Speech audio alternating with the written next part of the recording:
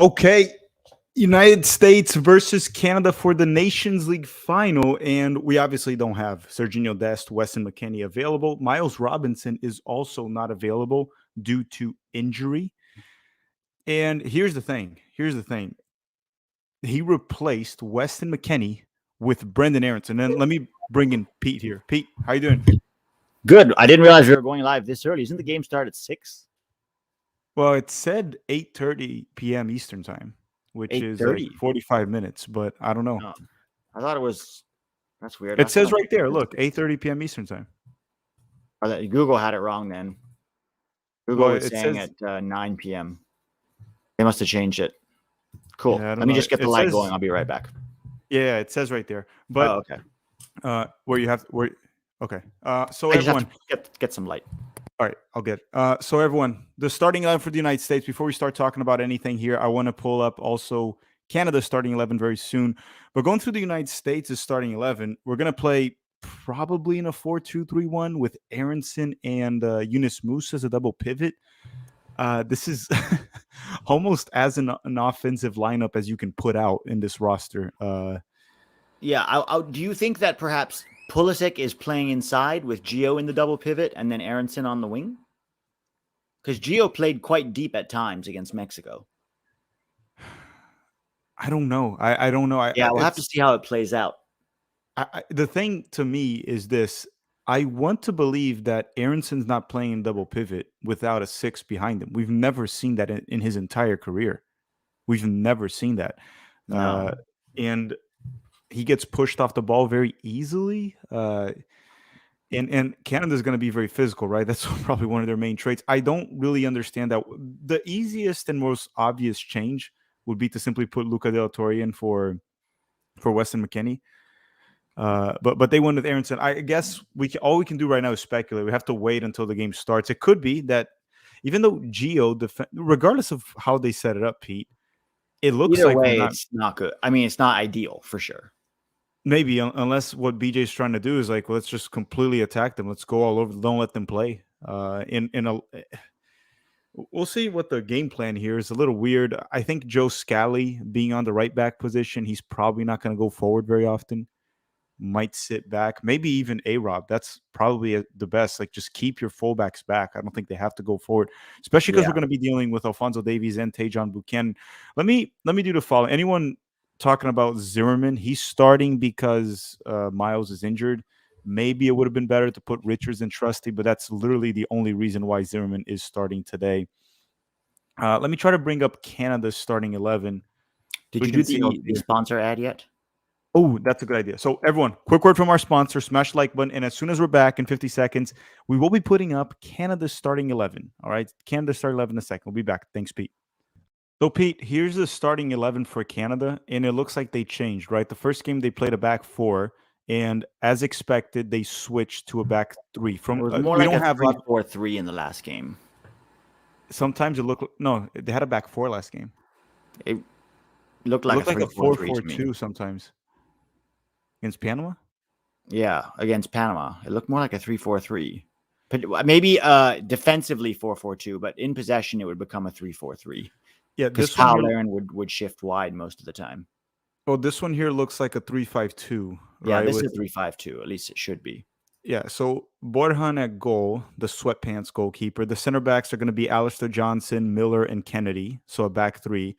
The double pivot is Eustáquio and Kone, and probably where you win the game with Canada. You win the midfield battle, they're screwed. Defensively, in terms of creating, they have to get the ball to Davies, Buchanan, and etc. somehow. The left wing back is probably Alphonso Davies. Richie Larea, the right wing back. And up top, David and Larin and Jonathan Osorio playing as a 10. The big surprise here is Tajon Buchanan is going to be coming off the bench. Tajon Buchanan is going to be coming off the bench as a right wing back, probably. He opted for Richie Larea. Does that make any sense for what John Herdman's trying to do? Not to me. I mean, I would have picked Buchanan over Larea. So I'm not quite sure what he's going with there, but I guess we'll see. I mean, I don't mind it. No, for us, Richie Larea is the guy that failed at Nottingham Forest. And we're talking about Tajon Buchanan, a player that's moving to a top 5 league and probably will do all right there. Will do just Yeah. fine. I think The only thing, I what? think Herdman saw Berhalter coming back and decided he had to be more like Bert. Mm-hmm. And he even, it's funny because people were using that John Herdman was endorsing Greg Berhalter. It's like, yeah, the same way we are He's endorsing thrilled. Diego Coca. He's It's thrilled like, that Berhalter's coming back. yeah. Canada is set with their coach. John Herdman knows what he's doing for the most part. He's not perfect, but he gets most of it right. We'll see what he does today. I'm not sure. I would have gone. I don't know if maybe opting for Richie Larea instead of Tajon Buchanan. He's going a bit more defensive. Yeah, Uh, that could be it. it's someone to maybe stick back and then watch out for Christian Pulisic. Here's the thing, though, that I want to say, and we're gonna have to wait and see how it all plays out. If Balogun, that after I rewatched the game, did you rewatch the game? You did for Patreon, right? Yeah, I did. I actually thought Balogun wasn't bad on the rewatch. Yeah, I mean his hold up play was good. Off the He ball movement wasn't was like great, he didn't see a ton of the ball, to be honest. But when he he did, it was created, usually with his back to goal. but he created Um, space for our wingers in multiple occasions, though. That yeah, was a well, lot on he Balogun. drew attention for sure. So, what I think will happen here, it's when you have a center forward that's overly mobile, moves around a lot. If he's static, that's fine when you play a back three because you have your three center backs sitting back there. When you have a center forward like Balogun that leaves a lot, right? He comes back. I wouldn't say a false nine. He's not playing as a false nine. But very mobile, goes down the flanks, moves one way, moves one another. That is terrible for a back three to deal with, and especially when he drops back, right? Because then those three center backs are just sitting back there. Do they come out of their position? Do they stay there? And when they do that, you create space in behind. And that's kind of what happened in that game against Mexico, because Mexico did play a back three. Balogun created space in multiple occasions. Yes, on the ball, he wasn't maybe as much of a standout as we would expect, right? Because everyone was expecting when we got Balogun, it's like he's going to score goals, get assists for us. He didn't quite get that in the first game, but tactically he was vital. And I think today, since we're facing a back three once again, that's what's going to happen. I don't know why Herdman did this. If I was John Herdman, and I'm not, probably would have gone with the back four and try to overload that midfield, overcrowd the I mean, midfield. I honestly think it's going to be more of a back five. Like I think Herdman's going to be very defensive and cagey because that's the way he's beat the US in the past. So I think he's going to try to defend for his life and hit us on the counter. So I think especially Osorio is going to stay a lot deeper. I think even Davies could be a bit more conservative than normal. I think he's going to go defensive and then try to hit them, Davies and David and Laren really, I mean, Laren's not starting, right? He is. Yeah, Laren's he right is. there. Yeah. David, Davies, and Laren, they're going to attack on the counterattack. Like that is the blueprint that John Herdman has followed to beat the US, or not beat, but yeah, beat them at times, draw at times, pretty much every single time. So I think it's really more a back five than a back three. Yeah, it would be a surprise if he does have Alfonso Davies sitting back so deep, but I can see that happening. Just trying to hit in transition too. He understands also the superiority of the opponent he's about to face, right? Yeah. I don't think that's even questionable. I do want to say one thing here, and mainly focusing on this super chat right here. Palencia is saying, just love seeing the depth on the roster right now. And that is very much true, Pete. If we go back to U.S. men's national team rosters in the past, and not even two back, just go to like Greg Berhalter rosters, Yeah. right? You lose some midfielders, and all of a sudden you have Acosta, Leggett, Zardes coming in. These guys, Rodon. Now, this team right here is missing right now. Let's go through a few names: Tim Ream, Tyler Adams, Cameron Carter-Vickers, Miles Robinson, Weston McKennie, Serginho Dest. Did I forget anyone? Yeah, it's mainly those six. I mean, Okay. they're like depth players that are missing, but those are more like starters or near starters. Okay, so six right there. Missing all these guys, we're still putting out this lineup, which to me, the only shaky one or iffy one here is Walker Zimmerman. Yeah. Yeah. All other players are capable of playing in top 5 leagues in a high level. All the other players, they've either proven it or they're there, right? Yeah. This is unheard of in U.S. soccer's history, at least in the modern era. Yeah, and then to have like Luca De La Torre, Brendan Aronson, Ricardo Pepi, Taylor Booth, Alejandro Zendejas, guys like that off the bench is quite telling about our depth that we're building. Yeah, I think the only thing U.S. soccer needs, we need to take it maybe to the next level, is what I want to see, is we've clearly been able to develop and also recruit a lot of dual nationals that weren't developed in the US, but that's fine, at a very good level, right? At a level that can play in a top 5 league. What we really need to get now is maybe develop a player or some players. Some is a bit tough, but like one at least at maybe an Alfonso Davies level, right? This is maybe what's missing still for the U.S. men's national team. A player I that mean, is I a would world take a class few player. more Pulisic, Balogun, Reina level players, honestly. Like if we could get a few more of those, I would take that. Let me see a question here for you and for the chat. The chat can't answer this one, Pete. Let me get this out of the way. Here's a good question for everyone. I'll give you my answer too, Pete. Think about it. Right now, if you could pick, I'm not going to say a Lionel Messi level player or Neymar because that would be very easy for you to pick. But if you could pick a player at a level of Alfonso Davies, a player that pretty much can start for any team in the world, he'll probably bench for one or two teams, maybe, or maybe he'll start for every team. Or you get three players at the level of Christian Pulisic, a player that can start for most great teams, but clearly not Champions League contending teams, but Champions League teams. Would you pick three Pulisics? And listen, I'll even make it easier for you. The Pulisic level player, you can pick different positions. So you could get like a center back, a midfielder, and a winger, or the roster we have with everyone healthy and one player that completely takes us to a different level, a world-class player that would start for any team. What would you pick? I would still pick the three because one player can get injured. They can be in bad form. There's all. Assuming everything's fine. Assuming everything's fine. You mean for one game? For like I'd a still World take Cup. three Pulisics. I don't know. Here's the thing about three Pulisics. I think we have already players up top that can help Pulisic enough that once they get it going, like Balogun, Reina, when they get it going, I can see them being a very close level than Pulisic, maybe even better. Some of them. Yeah. I still think we're missing. Like I'm seeing there in the chat. Imagine if our midfield had a Modric. Is it better to have three because three Pulisics? But you said That the would three be players can play any position, right?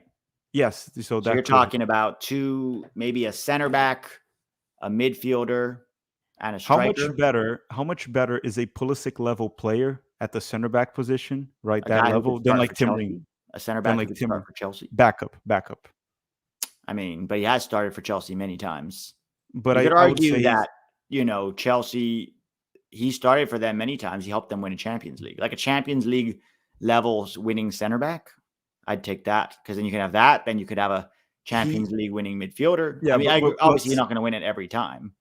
but okay, but he's not a locked in starter for Chelsea. That's the thing, right? If Right you're going now, to talk he's not. about No. a Champions League starting, like Thiago Silva was the starting center back, right? He's not Pulisic's not the level in his position that Thiago Silva is at his center back position, right? The other one was Rudiger, which is Yeah. also ahead. So, and I don't know, maybe Koulibaly didn't have the best of seasons. No, he didn't. He didn't.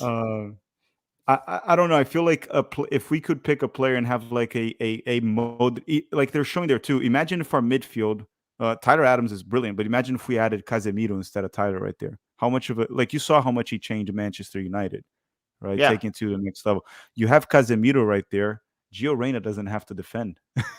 No, I know. I think it definitely makes us better. But if I'm looking at like roster across the roster, three level Pulisic level players makes us stronger in the long term. Like I think overall it makes us stronger. And then I'll bring back another question to you. In terms of growth of the game in this country, the one player would probably impact more, right? If the one player was a goal scorer, yes. Yeah. Like if he was a striker, like a Haaland, let's say. If we had a Haaland, that would blow the sport Then out you of the water. you would remove the three Pulisics. Yeah. If you're talking about Haaland, yes. I'd probably take Haaland. And what if it was this one would be pretty easy. I think no one with three Pulisics or a Messi. I would take a Messi without thinking about it. Yeah, maybe Messi. Yeah, Messi, no, for sure. Cristiano too, in his prime. Cristiano. Yeah. Yeah, that's a tricky one. I saw a lot of people in the chat said three Pulisics. But again, it's a good debate though. It's a good debate because you also have to look at where does our roster need upgrading, right? You could upgrade one position on our roster with a world-class player, or you could upgrade three positions in our roster with a better player. I would take that because I think it's overall makes the roster stronger.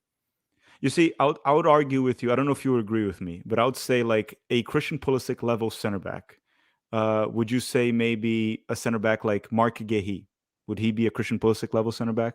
I think he could play for At some least, Champions yeah. League team. I would say at least. Like Pulisic would be a locked-in starter at Crystal Palace. Probably one of So their I better think, attackers. and he's like a captain for them at a very young age. I think Mark Gehi would be one that you could add. So Mark Gehi would be an upgrade on all of our center backs, except maybe sure. Tim Ream.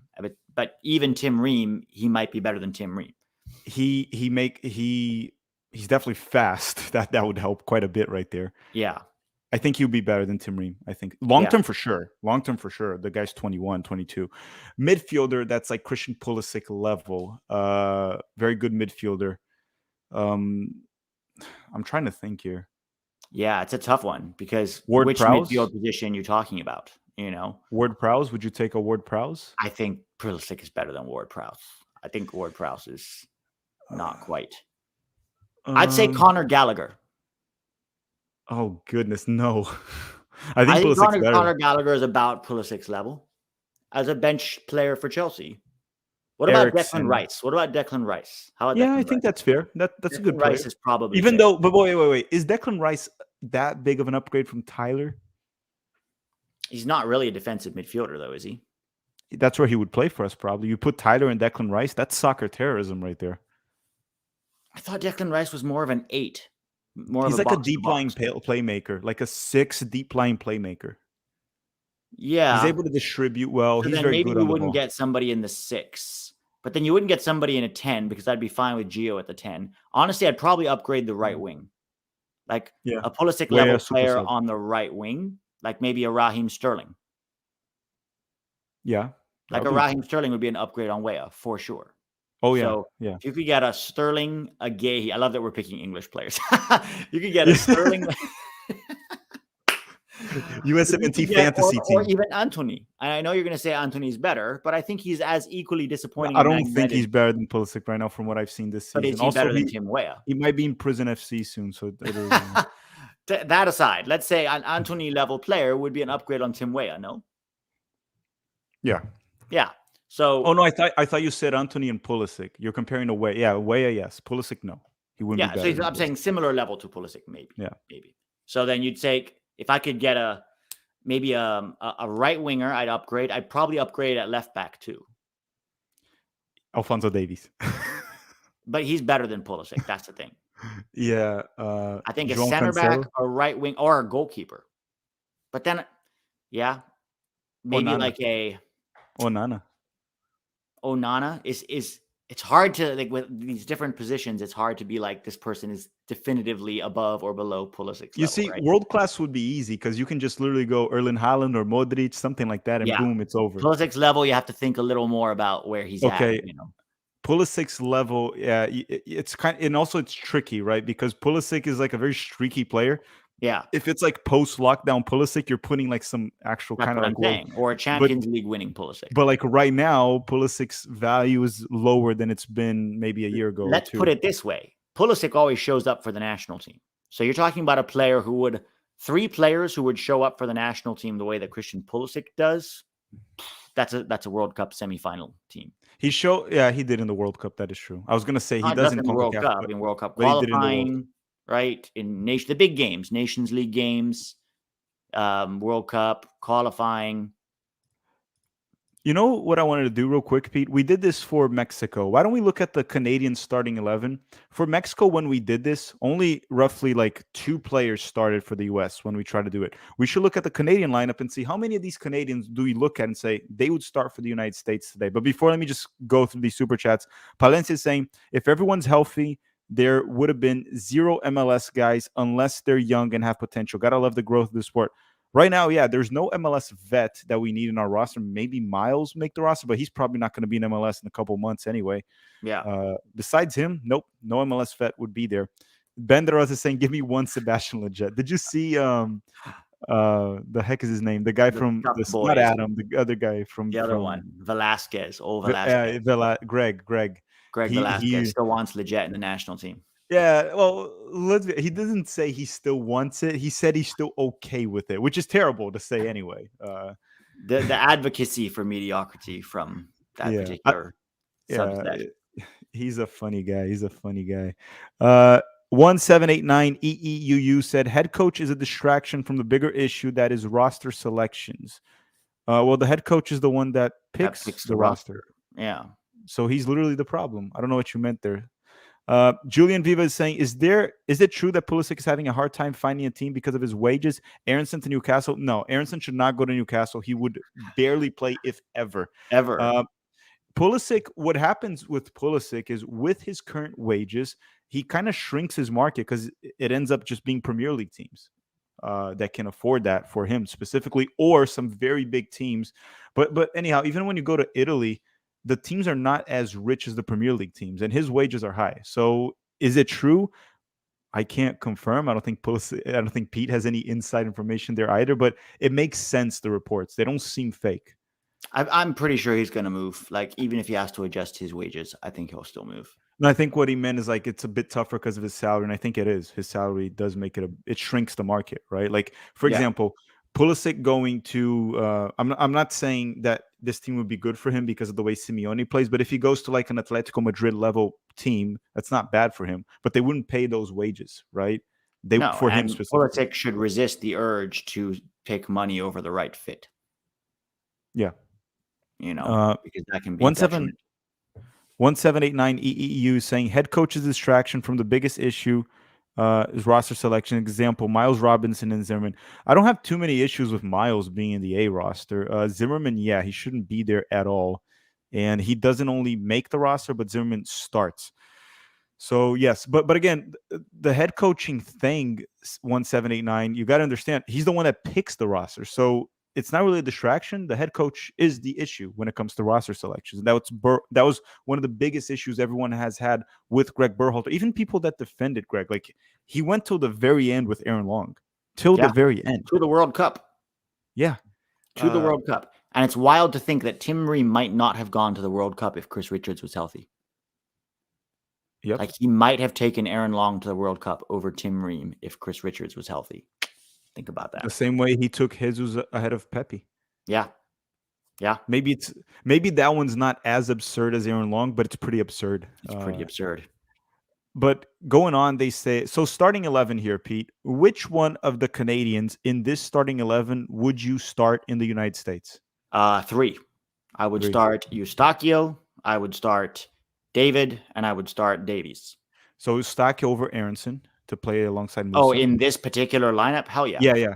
For sure. And then Eustachio would be Davies. there in midfield. Davies over A-Rob. And Jonathan David over Balogun? Balogun. Yeah. They're close, but I just think David has done it more consistently for longer. Like, he's more proven than Balogun right now.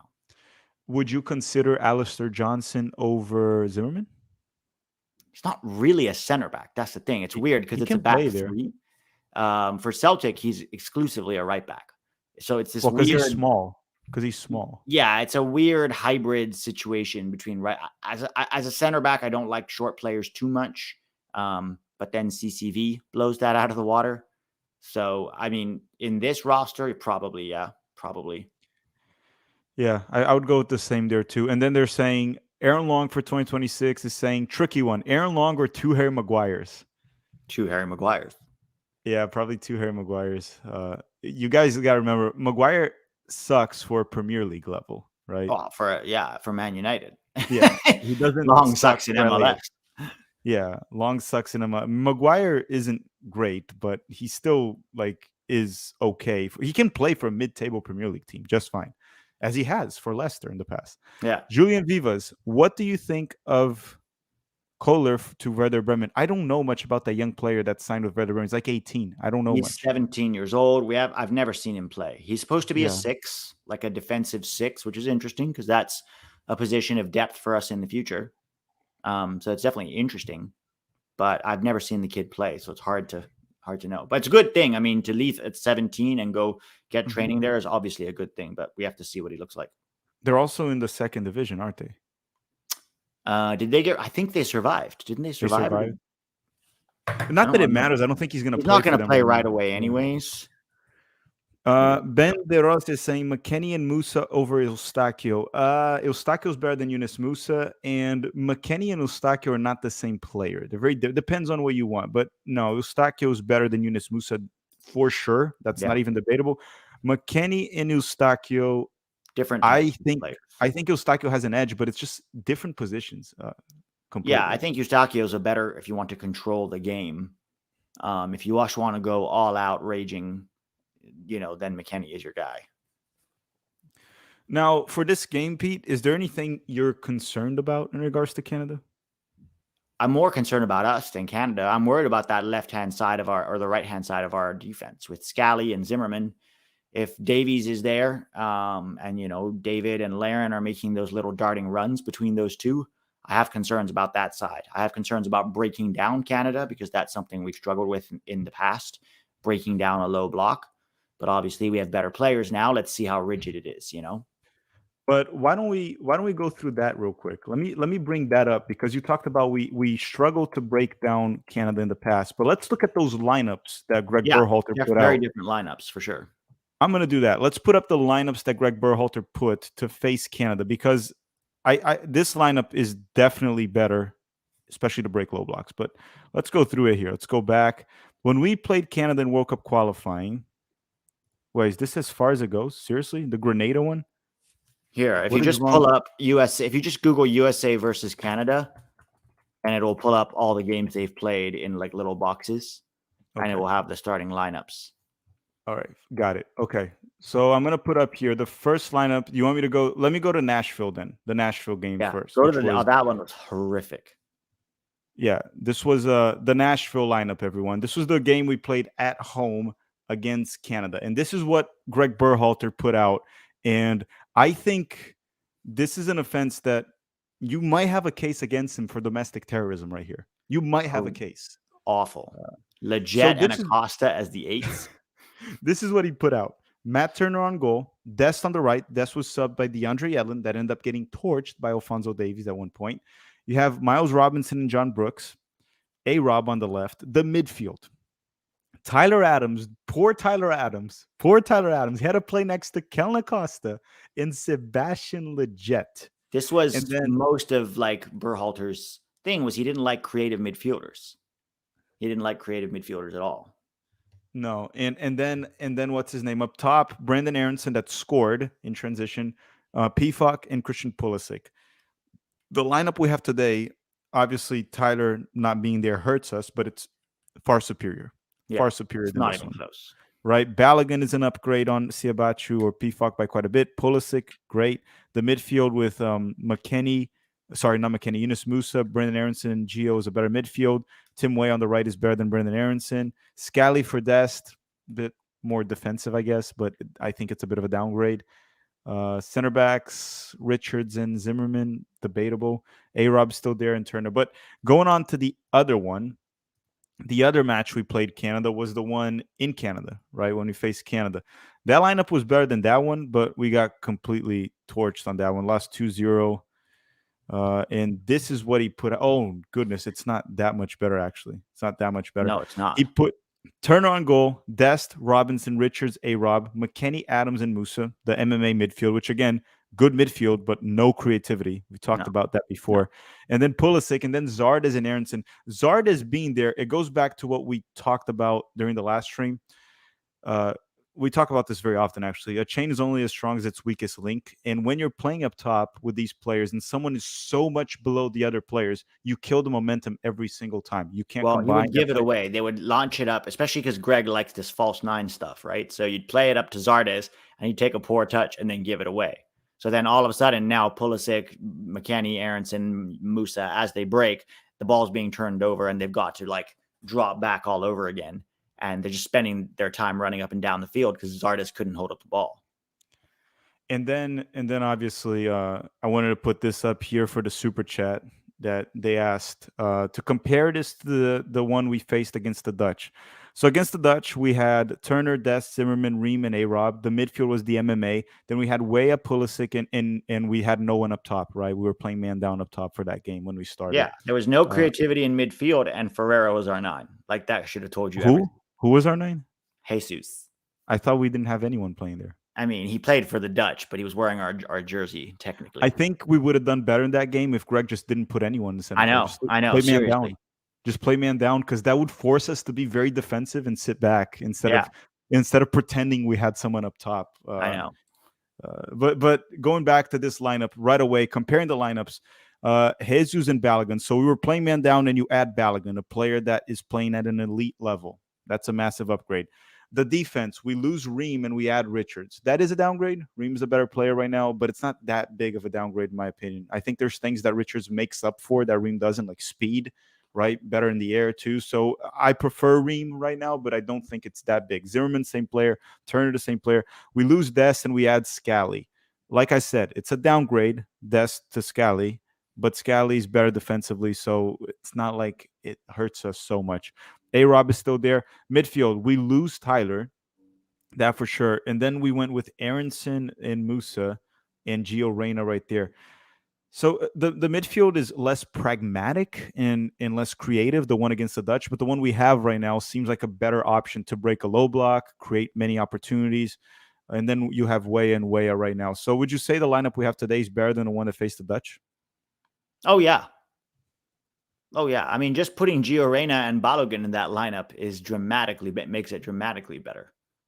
Yeah, I mean, yeah, because also with Jesus, what happens with Jesus is you're playing man down. All of a sudden, from man down, you go with Balogun. That's a pretty big difference right there.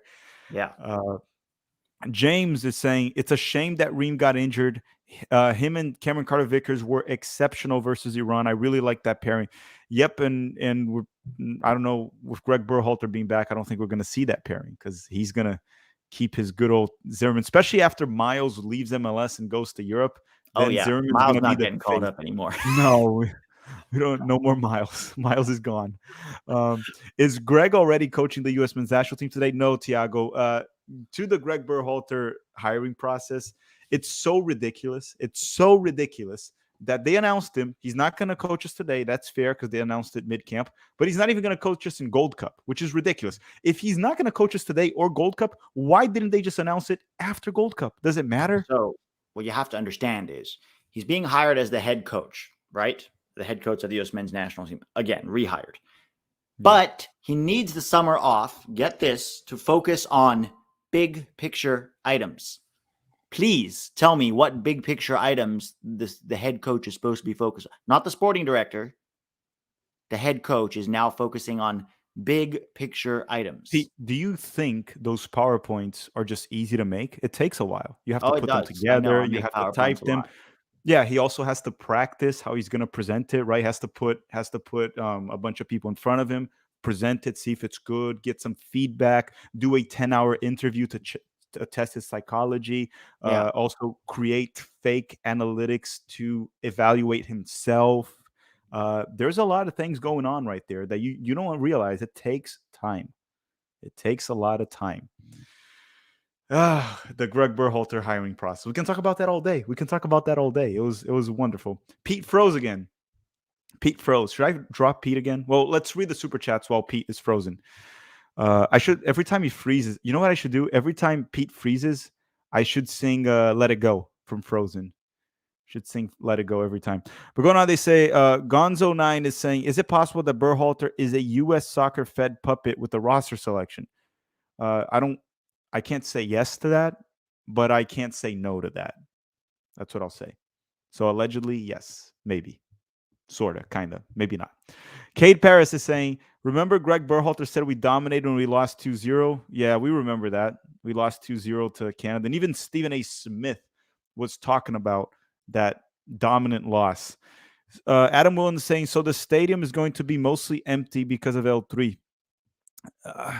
Let me see. Probably. It's a big stadium, and to pack a stadium this big, you got to play. It has to be Mexico and a lot of hype. I doubt the U.S. men's national team in Canada are able to completely pack this. Unfortunately, right? Kind of sucks that we play in our own country in a big-ass stadium like this and we can't fully pack it. So right now we're 45 minutes away from kickoff. 45 minutes away, which means it's going to start a little bit after 9 p.m. Eastern time. And what happens here is maybe we can get more. We're going to get more people in the stadium, but again, it doesn't look like it's going to sell out. Frank Kessler is saying that BJ said Brendan Aronson is playing to help pressure Davies. So Brendan Aronson is a Alfonso Davies contingency plan, I guess. We're going to find out very soon. Pete, did you hear that? I did. Does that mean Aronson's going to be playing on the right? Is he going to be tracked? Or So where's is he Weah playing? That's what I don't understand. What's happening? Because maybe he thinks Davies is playing the 10, but if Osorio's there, Osorio's playing the 10. So I'm not quite sure what that meant. Yeah, I guess it's a little bit of let's wait and see. Or maybe in the double pivot, Aronson's going to play more towards the right, which is the left of Canada, and he's going to be like supporting instead of Weah tracking back. Yeah. Aronson will support Scally. That might be Could be. That might be the most logical. Yeah, that way you can free up Weah to strike. That might be what it is. Yeah, could be. Franklin Torres is saying this is just U.S. soccer protecting Greg from critique, from losing the Gold Cup if he takes over this summer. It could be. I think it's a way to protect him because what would happen is for Greg Berhalter this summer, if he had won, it wouldn't really help his resume in any way, shape, or form because no one wanted him. No, it could only hurt him from losing any of this. It could only hurt him. So it's easy to just protect him, waste some time. It's U.S. soccer, right? They're not really focused on growing the sport or making the team better. They're focusing on how to protect themselves and their beloved bald fraud coach or clown, whatever you want to call him. I'm kind of tired of just being nice to Greg Berhalter. I think who set the criteria for his own hiring. Yeah, it's so ridiculous. The whole hiring process is so ridiculous. The funny part of it is, like, I was talking to someone, like, for example, my dad, that doesn't care very much about the U.S. He just watches the USMNT. Doesn't care too much. Wants them to win, but doesn't care too much. He was like laughing about it. He's like, what is going on here? Sometimes you have to laugh. That's all you can do. It's like laugh or cry. And what's his name too? I talked to a friend of mine from Brazil that from time to time he checks in how U.S. soccer, not that he cares either. And he was just like cracking up about the whole hiring process, the whole like 10-hour test. Did you see Craig Burley's the 10-hour test where he had to do like, did he give him blocks or something and be like, how would you arrange these blocks to build a house? And the guy who most quickly assembles the blocks gets the It's kind of like that movie Planet of the Apes when they have like Caesar, they're testing Caesar's intelligence and they put him in a room and have him test a bunch of things. That's what they're trying to do with the national. Like, let's test the national team's coach intelligence right here. Yeah, give him some paper clips and see how quickly he can clip things together.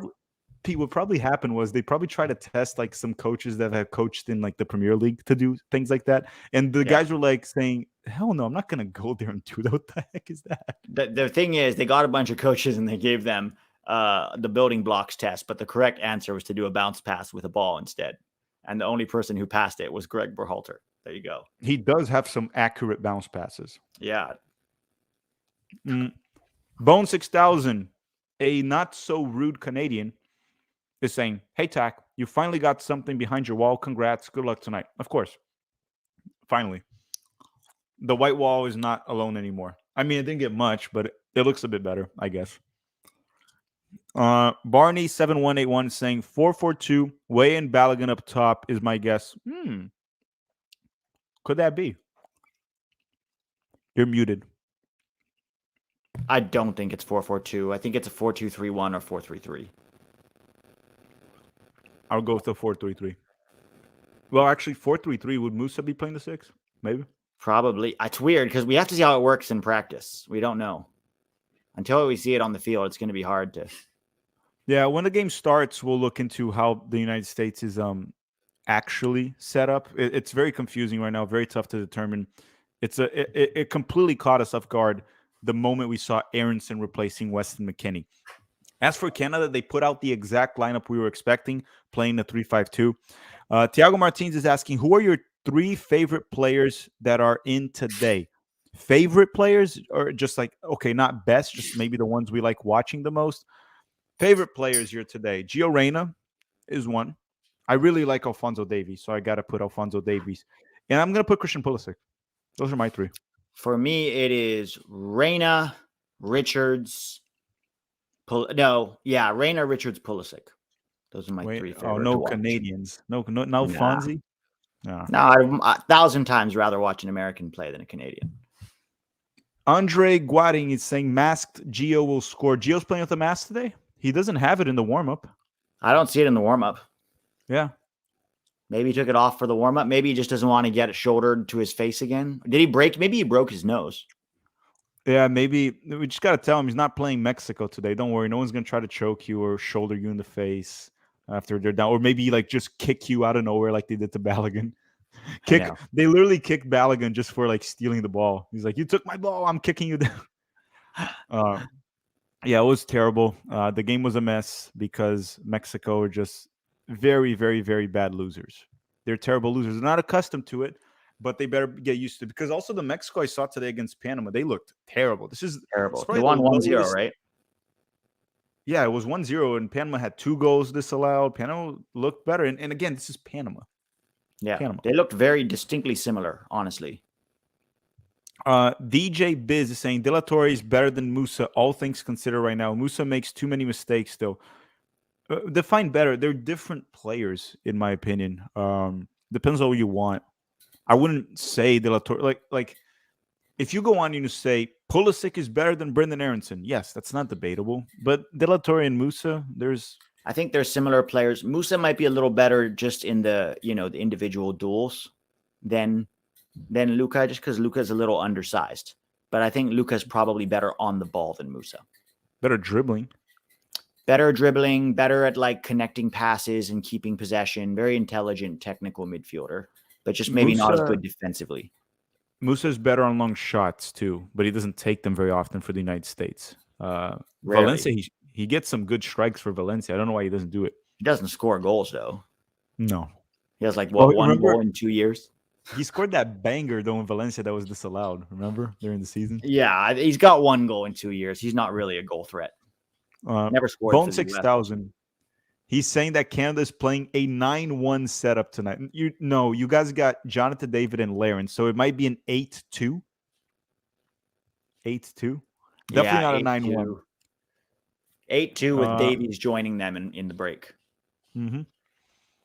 Duck Boy 507. Whatever happened to Waki? I don't know. Watke's out there shilling for Berhalter now. Oh, he is? Yeah, Watke joined. He joined Men in Blazers. He joined Men in Blazers, and ever since then, he's been out here shilling. He was shilling for Berhalter. He was saying how happy he was that Berhalter's back because he wants to stick it to all the toxic fans. He's turned into a real piece of work. Really? Yeah. I didn't see any of that. Maybe I do follow him. I didn't see that. He stopped posting his videos too, I think. Half Spaces, right? That's Half Spaces is Watke. That's not Watke. Watke is Watke. I never seen Watke's show for Berhalter. Okay, my bad then. Fake news. Slander on the wrong person. That was Half Spaces. Sorry, Watke. Mm-hmm. Pete apologized, Watke. Yeah, I never seen, but no, Watke stopped posting the videos. I don't know why. Because he works for Men in Blazers now. I know that much. He joined Men in Blazers. He might not be allowed to post videos anymore. James is saying the only time Greg impressed me was when he did an asymmetrical 4-4-2 against England, mainly because Southgate is one of the only coaches that's worse than Greg. Yeah, the credit where it's due of Greg out coaching Southgate. But again, Southgate is literally Greg Berhalter with a British accent and more hair. Yeah. That's why they love each other so much, and they're always complimenting each other. It's like this major bromance across the Atlantic. That would be the name of a film about Southgate and Berhalter. Atlantic bromance. They love each other way too much, more than I'm comfortable. With the two of them like looking away off into the distance in the poster, just like Greg's like looking, and then Southgate's looking all stern with his beard. They need to make a video of them running in slow-mo in a soccer field, and then they just like hug each other. Greg's got a mug in one hand. He's showing off his kicks to Southgate. Southgate's like, and then Southgate just just kisses Greg Berhalter's bald head, just like a son.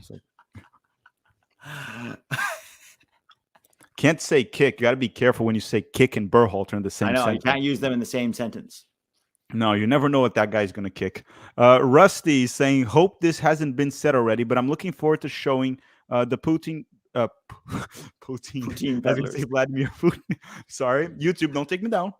Yeah, take me down. Poutine. I said Poutine, okay? Not the guy there that you guys don't like.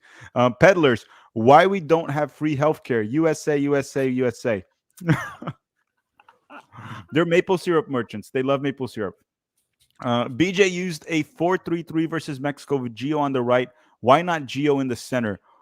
He just chose to go a 4-3-3 for that specific game. Gio was very deep. Gio had a lot of freedom in that game, but he was going It very wasn't deep. really a 4-3-3 though.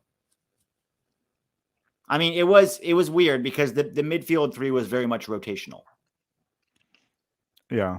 And then Thiago Martin saying, who are the players who are celebrating Greg's return? So let me just put one thing out. It depends on what you mean by celebrating. Celebrating, I wouldn't say celebrate. Maybe Christian Pulisic. The other guys all like supported it. But here's the thing that I just don't get why people are hyping this. Every single player is, if they're asked and they have to respond on the spot, they're gonna say, "I'm happy he's back. It's great. Yeah, Did a the great guy's job." literally in charge of the next 3 years for you. Have you ever shat on your boss? Right. Well, you might have, and then you probably lost your job if you did that. Publicly, right? You're not just Yeah. saying that to a coworker. You're saying that's a clip that's going to get retweeted thousands of times if you say something bad. So again, I don't think that by any means, it's what I said. When you look into the U.S. men's national team too, you're asking certain players that Berhalter gave a lot of minutes. They're going to support it, right? They like the guy, right? We talk about this. Like if you ask Pulisic, do you want Berhalter or Tuchel in charge of the U.S. men's national team? Who do you think he's going to pick? No, seriously. Who do you think, Pete? Oh, definitely Bert. Bert loves and who's better, Tuchel or Berhalter? I think everyone can agree Thomas Tuchel, but it doesn't matter, right? I'm not saying that. I'm not going that route that people are saying Pulisic is weak mentally. That's not the route I'm going. But these players are humans, and humans make decisions. Mostly all of us, right? Mostly all of us. You make decisions that will mostly benefit you or your family or people that are close to you. In this case, for the players, they will mainly make decisions that benefit, I guess, themselves. Which, I have again, to say, you can basically discount anybody who was interviewed after it was announced. Because have you noticed there was this offensive to ask all the players, well, most of the players, about Berhalter? As soon as he was announced, all these guys started getting asked. All of them were like, yes, Greg, yes, we like him. What was the notes? Oh, yeah, he's been a positive impact on the dressing room and the team. Yep, that's my answer. By the way, the game doesn't kick off until 9. This is the problem with U.S. soccer. They say the game starts at 8:30, so you go watch their stupid preview show. That's why they say stupid preview show. Or ours, yeah, but that's why they put it up there. So that's why I was going to show up at 6. Oh, or crap. 5. So we have like 30. We have another. It's not even going to be at 6. It's going to be like at 6:06. Okay, so everyone, in the meantime, get the likes of the video up. Let's try to do what we did last video. We hit 1,000 likes before the game started. Right now, we are at 400, which is a disgrace. Seriously, it's embarrassing that we're still. How many people in the chat? 1,900. Good Lord. I think it's a channel record for pre-games. That's amazing. Yeah. Awesome. And then after we go to 11 Yanks for the post game, hopefully, just like 2021, to celebrate a trophy. Yeah. Hopefully. Last time we won a trophy, we had actually against Mexico, we had 2,500 people there celebrating the win against Mexico. Let's make it 3K for the trophy. I think it'll also be like a trophy watch along. Pete, one question. Score prediction for today. I'm going to say 2-1 to the US. 2-1? I'm going 2-0. Yeah. Okay. 2-0. 2-0. Everyone in the chat, also let us know. Obviously, I know we have some Canadians here in the chat. So if you're Canadian, put maybe a Canadian flag next to you, just so you know. Score predictions. Let me see who's confident right now. The Canadians were very confident. And why don't we talk about this? I'm going to go through these super chats, and let's talk about the importance of this game for the United States and the importance of this game for Canada. I think there's two different storylines, very important storylines that are worth talking about today. Let's go through this. Aeolian? Is that his name? Aeolian? Aeolian? I don't know. Aeolian. Here's the USA victory chant. King, king, king, king. Kings of CONCACAF. King, king, king. I predict the United States will score first. I predict we're going to score first and last. I'm going to get both. That's my prediction.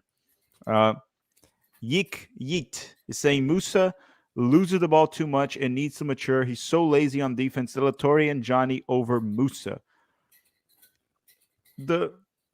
I wouldn't say lazy on defense. He's more. I think the impression he's getting is because Musa's a passenger very often in He's the more midfield. passive, at least for Valencia. He's a lot more passive on the ball. I wouldn't say he's lazy in defense. I will say the one chance that Mexico had was partially on him because he didn't check his shoulder as Turner passed him the ball and he lost the ball. That was the one shot that they had on target, which was partially on Turner, partially also on Musa. But overall, I don't think there's a dramatic difference between Musa and De La Torre. They're just different players. Levels wise, I think they're very similar right now. It's just Musa might be a bit more promising, a bit younger. Yeah, with younger, potential. so more promising, certainly. President Chip saying Herdman thinks Larea can cover Christian Pulisic. No way. See, here's the thing. Let's just try. Probably not, but we've seen in the past players like Jorge Sanchez hold back Pulisic. Again, these are all professional players, and it can happen, right? Pulisic on a bad day and Larea on a good day, it can happen. But the probability of it happening ain't that high. I mean, Larea couldn't make it in the English Championship, second division. Yeah. Kikimora, BJ blowing everyone's minds away with a tactical masterclass. Good luck to the boys, and thanks for the work. Kikimora, thank you very much. And hopefully BJ wins today because I think we're going to get a lot of BJ jokes in the post game. Especially if he doesn't win. He's going to have, he can't blow it. I think there's going to be a lot of BJ jokes regardless of the results. Cubone Maker saying Charlie Davies actually speaking truth about Greg, and he looks terrified while doing so. Yeah, Charlie Davies, I've heard everything from that guy at this point. Sometimes shilling, sometimes criticizing. He needs to make up his mind at some point. Yeah, it feels like he's trying to pacify everyone without having his own actual opinion. Yeah, I mean, there's just the whole Berhalter hiring was a mess. Before I go through these other two super chats, Pete, let's talk about one thing. The importance of this game for each of these nations, because it's different, right? There's two different storylines here. I'll put it out like this, and then I'll ask you what you think about it. For the United States, this is the moment the United States needs to consolidate themselves as the top team of CONCACAF right now, right? This is what the United States needs. The United States won the Nations League, won the Gold Cup, and was the best CONCACAF team in the World Cup. That went the furthest. But we tied Canada at home in World Cup qualifying, and we lost to Canada away. So there's always going to be those Canadians talking about that. You guys couldn't beat us. You guys couldn't beat us. And we got the chance now. We got the opportunity to beat Canada. I don't want to hear it from the Canadians. They're going to start saying, you guys are playing at home. Shut up. It doesn't matter right now at this point. It's a one-leg knockout round final. That's the importance for the United States. For Canada, we can talk about Canada for a little bit. Canada hasn't won a trophy in CONCACAF since, 2001, I think, that Gold Cup, or 2000. It's been over 20 years. Canadian soccer, ever since this golden generation showed up, they qualified in first for the World Cup, and then they embarrassed themselves in the World Cup with no points, and they haven't won a trophy. And that's being held against them. So this is the opportunity for Canada to actually establish themselves as like, hey, US, you guys are going to have to battle with us for the years to come, and maybe Mexico is the one that's going to be number 3 now. What are your thoughts on those two storylines? And talk a little bit about the U.S. and then talk a little bit about Canada too. Yeah, I mean, I think it's exactly what you said. Canada has more to prove, but it would be more embarrassing for the U.S. to lose, if that makes sense. I think the U.S. is actually under more pressure here because they have the better players and they're playing at home and they're it's harder to stay on top than it is to get to the top, right? You're the current champions of CONCACAF. Canada wants it. So they are the upstarts to the throne, basically. And so if they lose to the U.S., so long as it's not a beatdown, I think it's going to be, I don't think the Canadians are going to get on John Herdman too much. I don't think they're going to say, oh my God, what a disaster. Whereas if the U.S. loses this game to Canada, it's a big loss. It is a sham, a disgrace, an embarrassment. So I think the U.S. is actually under more pressure, but Canada has to walk the talk because right now it's been a lot of talk, not a lot of walk. In terms of trophies, you can't call yourself the kings of CONCACAF when your last trophy was 23 years ago. Sorry. Well, I mean, they made up the World Cup qualifying trophy, right? Yeah, you can't make up fake trophies either. Did you see that Alistair Johnson actually called him out on that? Called who out? The Canadian. Yeah. He said that doesn't mean anything. No, he said that they said they were the CONCACAF champions, but he's like, I never saw a trophy. Now we need to win this one. Yeah. Like And there's maybe he should nothing. tell his friend Jonathan Osorio that. And well, because Alistair Johnson's actually a good player that went to Europe and is playing well, a competent player. Jonathan Yeah. Osorio is okay at best. But yeah, everything you said I agree with, and the same way Pulisic gave Berhalter credit for beating Mexico. If we lose to Canada, is he gonna blame Berhalter? Is that how it works, or no? I don't know how that works, actually. I'm not sure. If we lose that game, is that Berhalter's fault too? I don't know. I mean, I wouldn't blame Berhalter if we lose today. I I don't wouldn't think blame he. Berhalter either.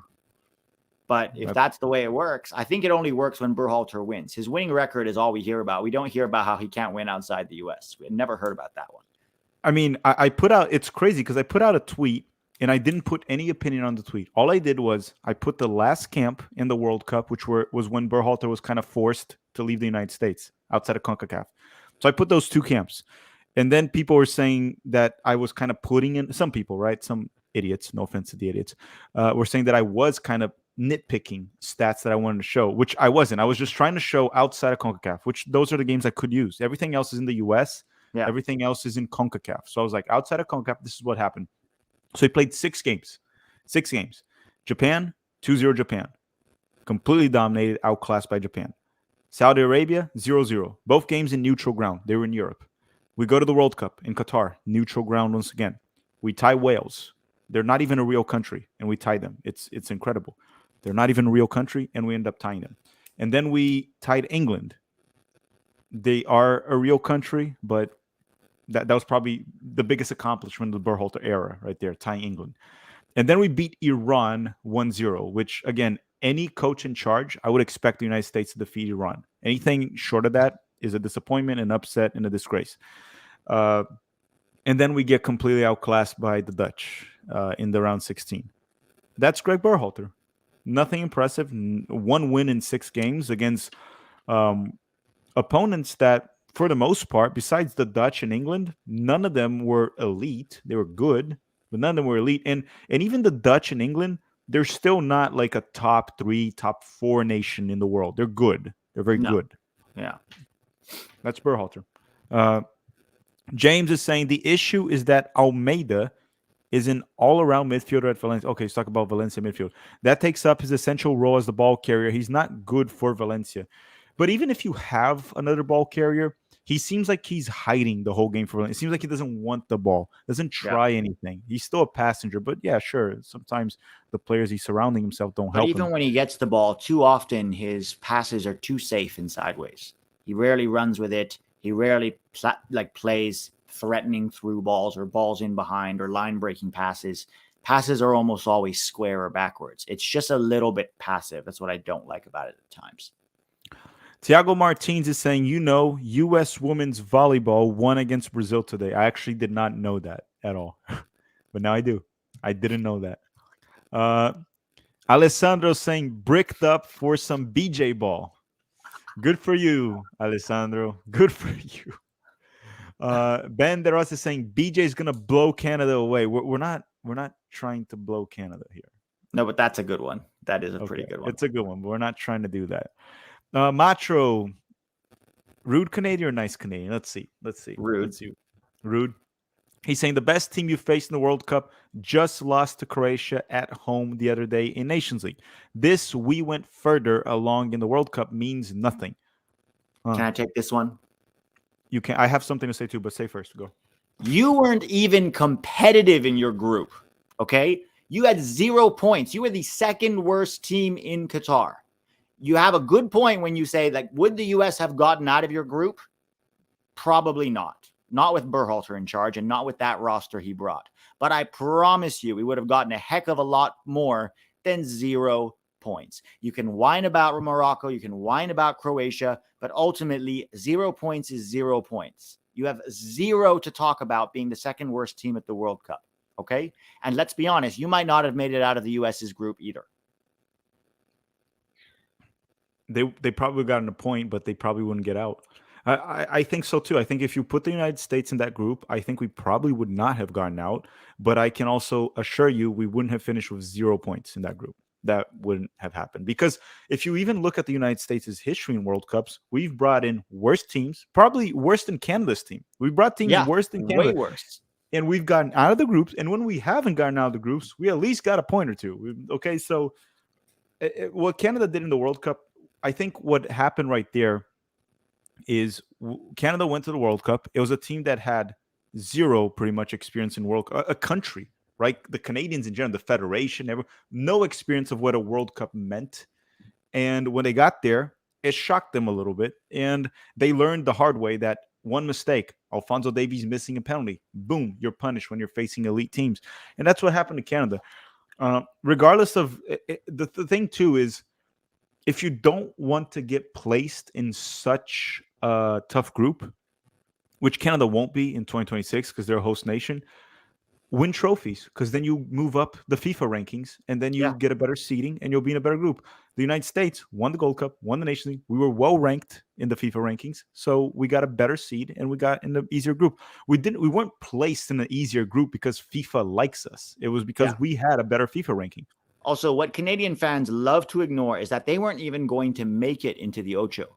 Do you remember what happened? Victor Montagliani, the Canadian president of CONCACAF, changed the qualification for the Ocho in order to accommodate Canada at the last minute. So you guys have very little to complain about in terms of being in the right group or the wrong group, okay? You were handed several favors along the way. Also, you guys could have done better in the World Cup. The group was tough. I'll give you that, Macho. It was a tough group, but you weren't even competitive in it. You weren't even relevant in it. That's the problem. Mm-hmm. John Johnson is saying Musa needs to improve his fundamentals, like keeping possession, passing, and not making errors. I think most of his fundamentals are good. I think it's a bit more mental experience and play more. I think fundamental-wise, Musa is one of our best players.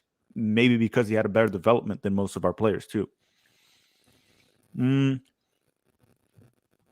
Tiago Martins saying, Tack or Pete, there's a scary static sound there. I don't hear anything.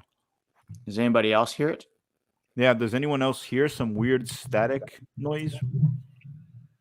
I don't think there's anything. But going on, Tom is saying, don't sleep on Jamaica either. They have the talent pipeline out of England, getting players from the Premier League Championship, similar to the United States, recruiting Germans. We don't sleep on Jamaica, and we always talk about their talent. Jamaica has talent. The problem is, Jamaica is like, anyone here play Pokemon?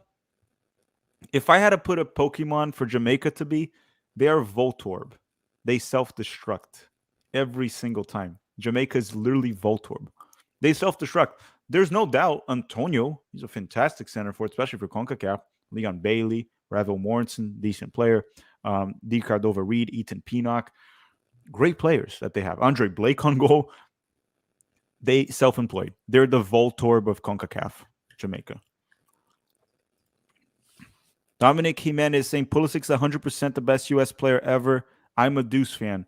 As of now, yes, he's the best player the U.S. has ever had, Christian Pulisic, as of now. I see that Gucci Onyewu, who's the current, I guess, assistant to the president of U.S. Soccer, is talking on Paramount. Can any of you like give a summary of what he's saying? Because I 100% guarantee he's saying some shit about Berhalter. So if anybody knows what he's saying, just chime in the chat, because I want to know what this clown is saying. Mm-hmm. Tiago Martins is saying the next World Cup will not happen in a homophobic country. Wow. Yeah, it's not going to be in Qatar. It'll be the U.S., Mexico, and Canada. Vegas Gunner is saying Greg Berhalter is rehired, and 3 days later, Zimmerman is starting. He's 30, not good, and we qualify no matter what. So why not play a center back with upside? So, to be fair, he's starting because Miles is out. But again, we also had maybe Austin Trusty that could have started there alongside Chris Richards. But this is why depth matters on rosters, right? This is why when people say, oh, don't complain about the last 2 or 3 spots on the roster, it's like, no, it matters because they might be playing. So it absolutely matters.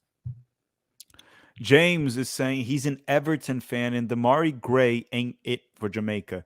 They're getting Damari Gray from Everton. Yeah, he's not that great. But for CONCACAF, Damari Gray is going to be just fine. I think he'll add a lot of value to Jamaica, Damari Gray. He's a decent player. He's a good player. Remember, not playing well in the Premier League doesn't mean you can't make it in CONCACAF. The gap in talent, the level of the Premier League compared to CONCACAF is abysmal. Abysmal.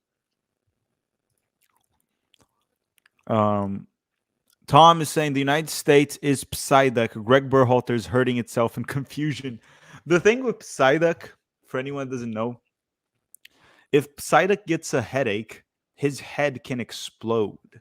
So I wouldn't put the United States as Psyduck. I'm trying to think who the United States would be as a Pokemon. You don't know much about Pokemon, do you, P? You're not going to be able to help me on this one. No.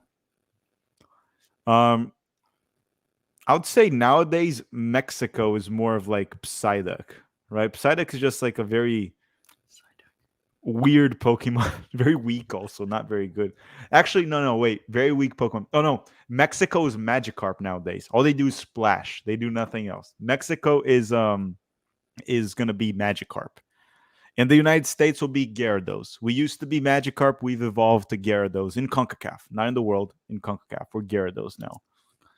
I don't know why I'm talking about Pokemon in this stream.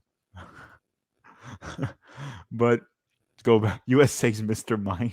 No. But United States and Canada kickoff is it 8 minutes? Is that what it is? 10 minutes? 9:06. So another 14. This is why we started the stream so early.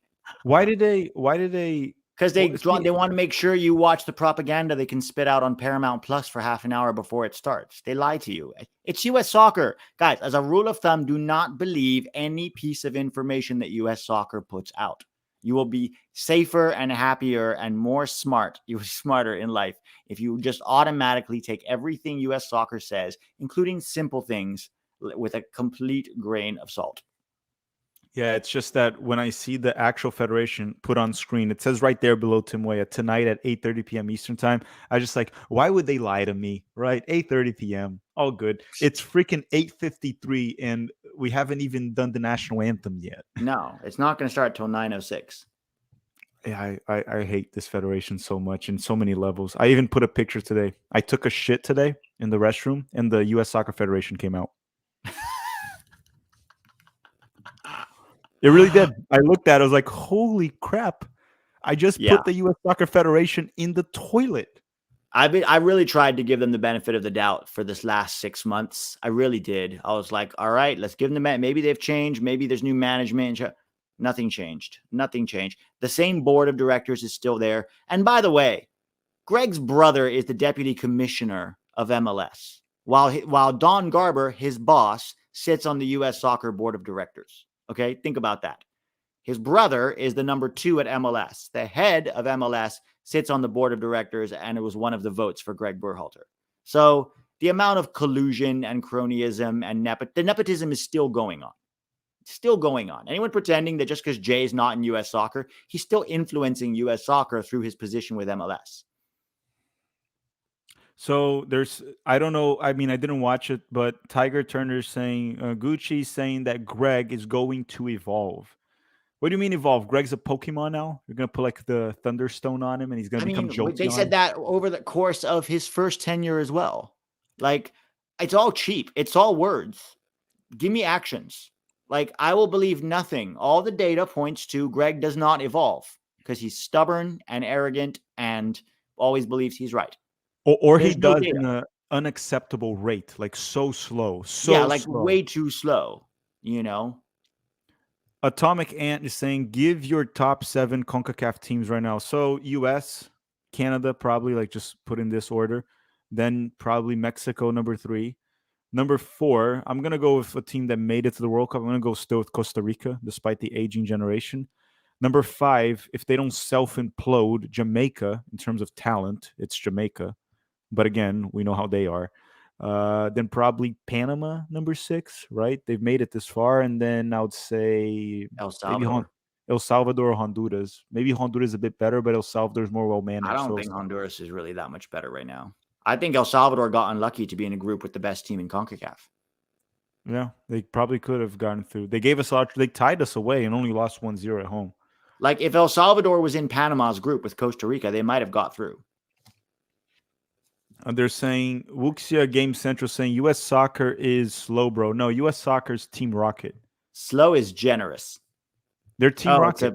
It's a Pokemon character? Okay. I thought he was saying like Yes. slow, comma, bro. Slowbro is like a Pokemon character that's like not, he's like super slow in general. But US Soccer is just Team Rocket. That's probably the best way to put it.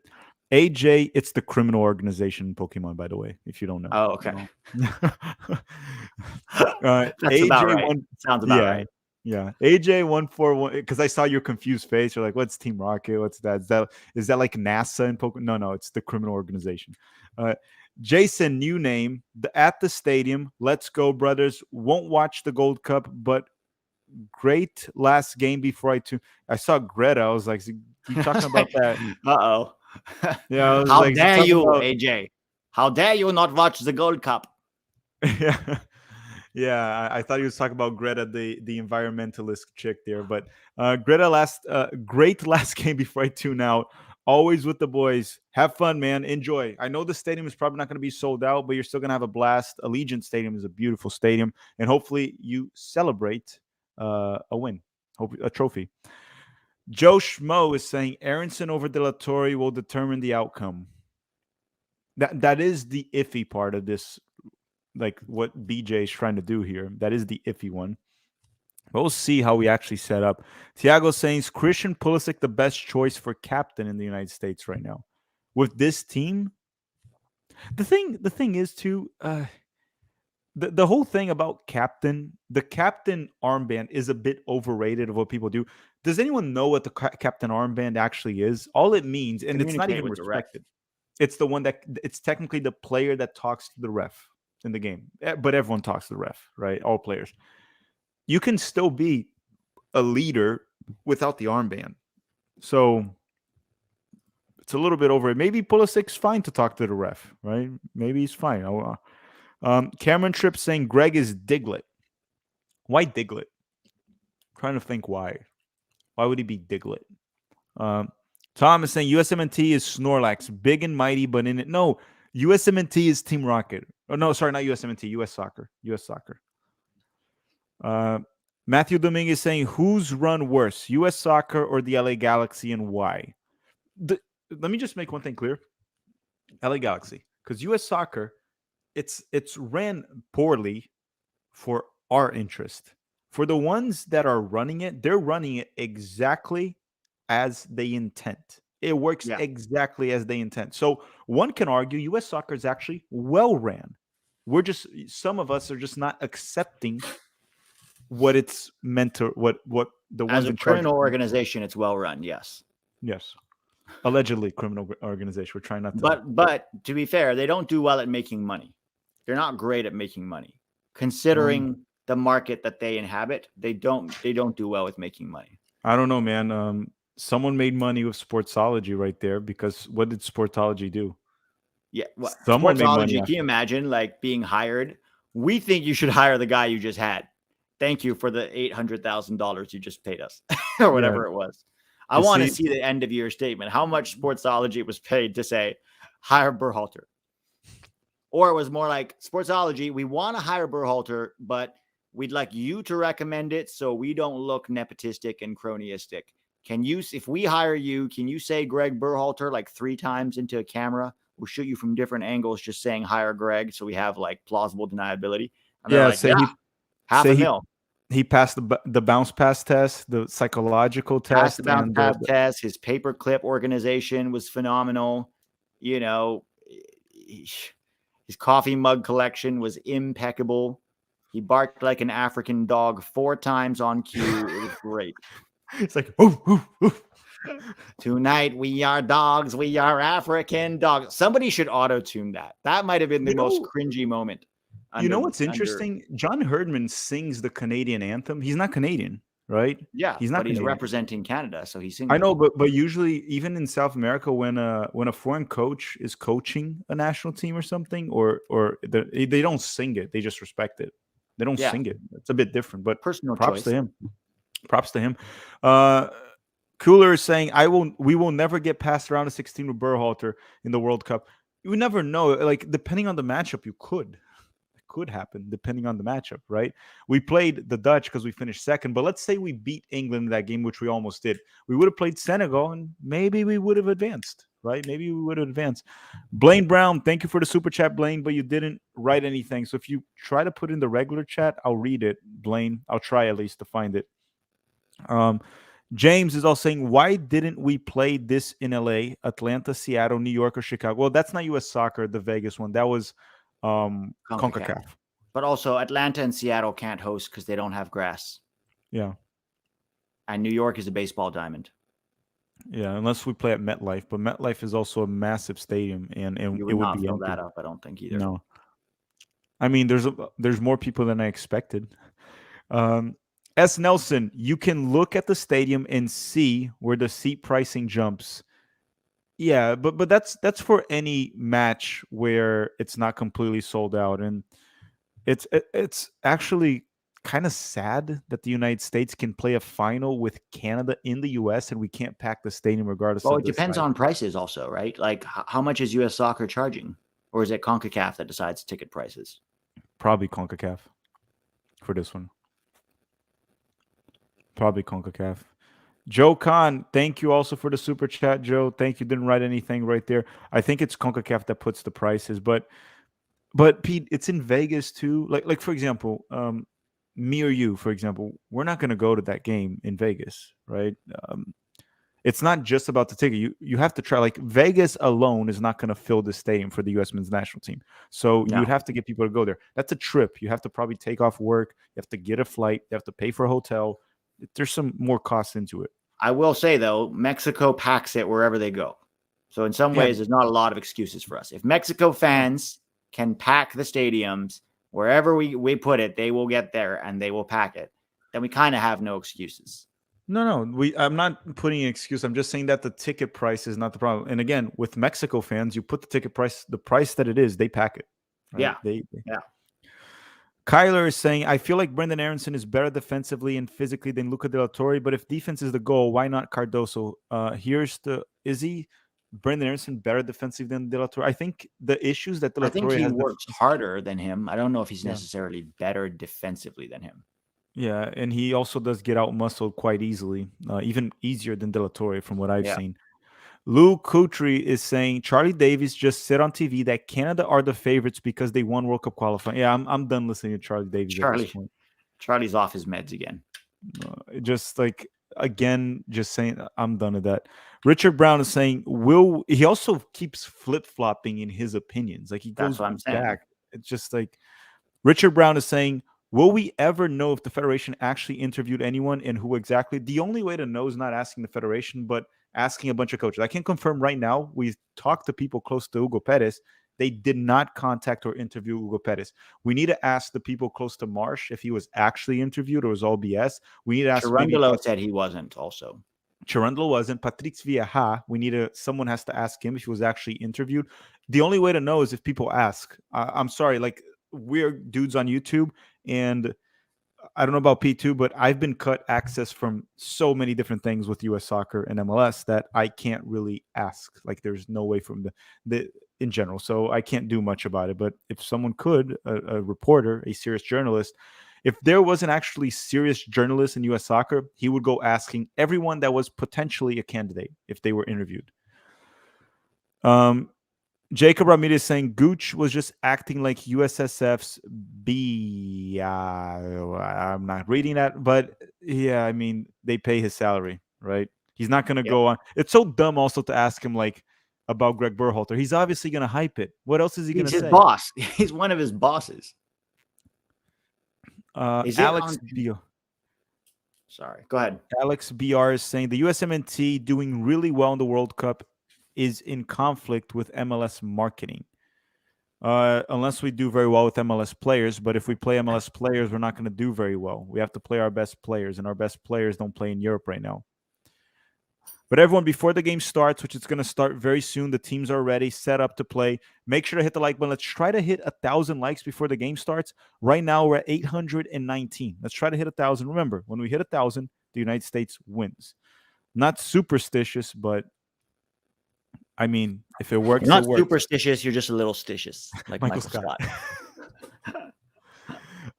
No Brazilian would sing another anthem. Yeah, Thiago, what he's saying is that if a Brazilian was coaching the U.S. and he wasn't Brazilian American, he was just Brazilian, yeah, he wouldn't sing the anthem. He would respect it, but he wouldn't sing it. And Joe Khan again sent a super chat but didn't write anything. Joe, just put a regular chat and I'll read it. So Joe wrote, "At what point do we embrace Greg Berhalter in the team? I'm baffled as anyone, but this is reality. Our support, well, not Berhalter himself, but we already have embraced the team. Like I'm gonna keep Yeah, rooting you for can't the team. put those two things together. You can support the team and still not want Greg in charge of it. Mhm. That's a common mistake that they use to try to make, like, if you criticize Berhalter, you're anti-American. It's a very poor argument, honestly. So the game started here for me. Did it start for you? Yep, just Yeah. kicked off. I'm trying to figure out the formation actually, but it looks like Musa is the 6. Yeah, it looks like a 4-3-3 with Gio and Aronson as the 8s. Mm-hmm. This is a good test for Yunus Musa to see if he can play the 6. Yeah, it's a good opponent too, or decent opponent at least. Yeah, if he But can it's play not a the minnow. 6, if he can play the 6 against, he kind of played a little bit of 6 against Mexico. If he can play the 6 against Canada and Mexico, he can play the 6 against any CONCACAF nation, which means he's the backup to Tyler if Tyler's not available in CONCACAF. Yeah. All right, I'll be in and out. See you soon, Pete. United States and Canada, everyone. The United States versus the rude Canadians. We're at minute 130. You see the minute you see on screen right now, that's where I'm at. A minute and 30 seconds right now. A minute and 30 seconds. US versus the rude Canadians. A-Rob here with a throw in at minute 145. Tries to go long to Balogun. Bad touch, but Balogun still has the ball. A-Rob. Gio back to Yunus Musa. Switch to play. Yunus Musa switches all the way to Joe Scally with his blonde Super Saiyan here. Opens up to Tim Weah. What looks kind of weird for Canada, they're playing. Are they playing really with? Yunus Musa gets pulled by Jonathan David there. That was a bit of a shaky moment if Canada was able to press and take the ball away from Yunus Musa.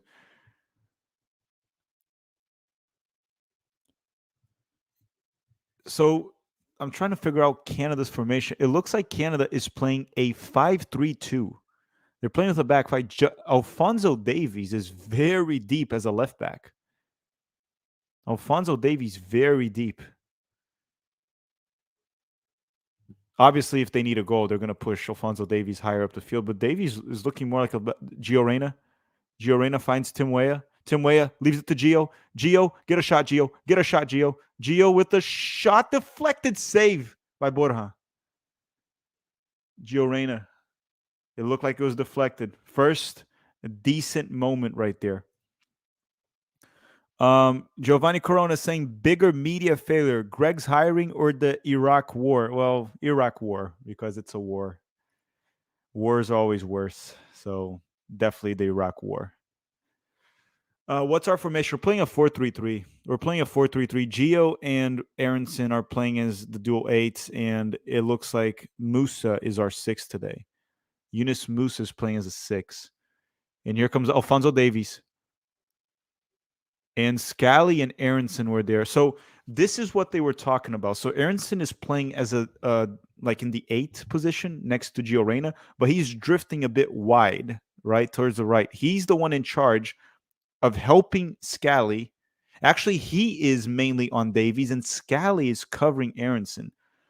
That's what it looks like what BJ was planning, BJ Callahan. Aronson is the one marking Davies, and Scally is covering. Second time that Aronson just runs into Alphonso Davies. He's all over Davies. That's probably the plan with BJ Callahan. That's why he put Brendan Aronson. Have Brendan Aronson harass the living crap of Alphonso Davies. Tiago Martinez saying dumb here. What are those numbers below their names? What do you mean? The numbers below their names? It's just their jersey number, the number of the player, to identify the player, so the ref can give them. Cross in, cleared by Chris Richards. That ball is going towards Kyle Larin. That'll be a corner for Canada here at minute 4 and 45 seconds. 4 and 45 seconds. We're at 960 likes. We can hit 1,000 right now. We can hit 1,000 right now. Once we hit 1,000, I'm going to stop asking for them. Probably not. I'm still going to ask for them.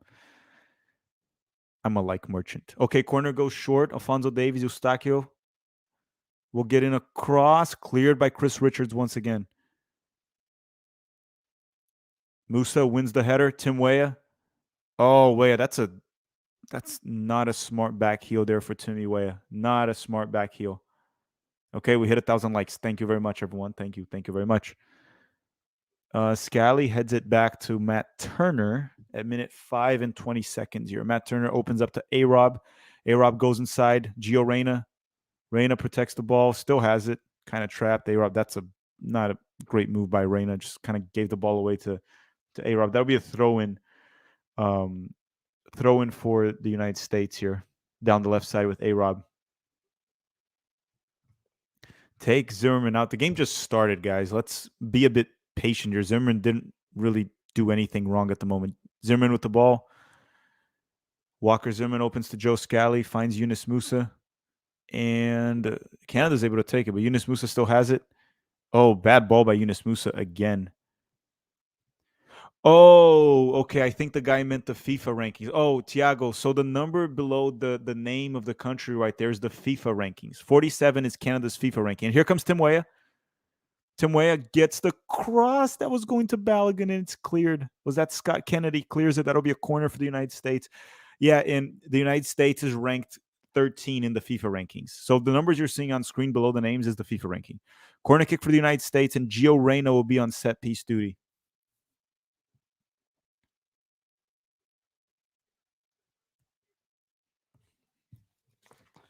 Gio Reyna on set piece duty.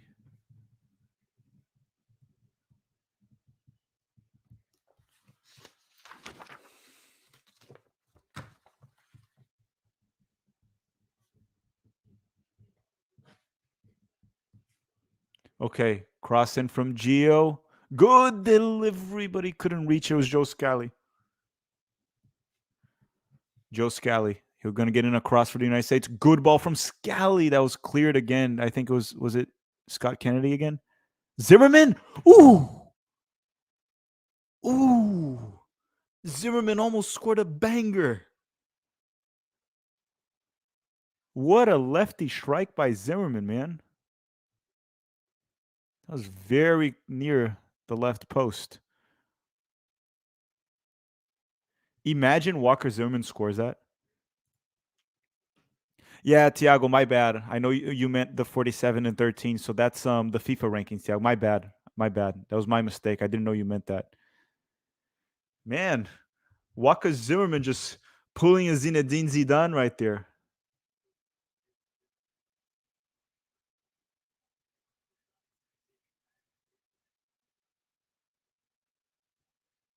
Ooh, Matt Turner saves it.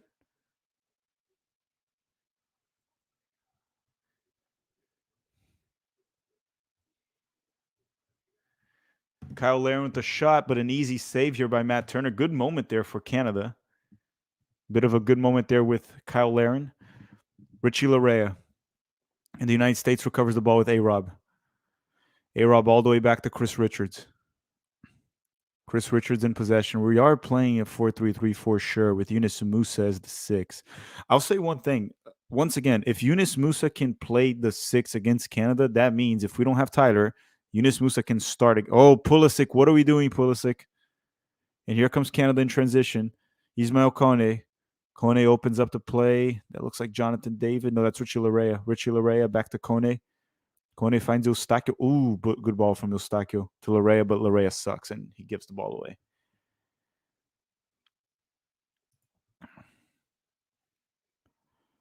Okay, that'll be a throw-in for Canada down the right flank here on their offensive end here. Alistair Johnson will take it. He's playing as a right center back in the back 3, but also plays as a... Dude's mainly a right back, but can definitely play as a... Okay, Musa recovers it. Here comes the U.S. in transition. Yunus Musa finds way... actually, Balogun. Balogun gets a throw-in for the United States. Throw-in for the United States. This is one thing I want to see the U.S. improve. The United States against... under Berhalter, we sucked in transition. And we have to improve that.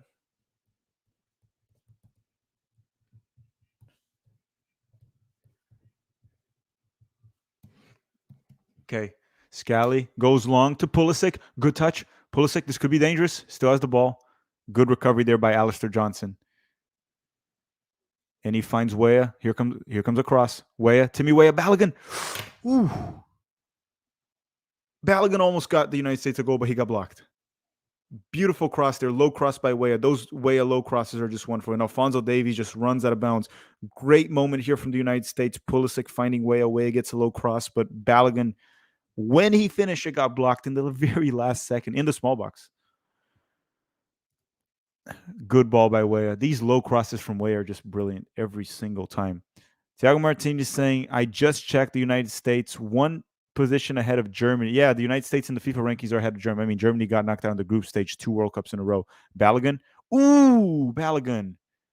Did he just nutmeg Scott Kennedy right there?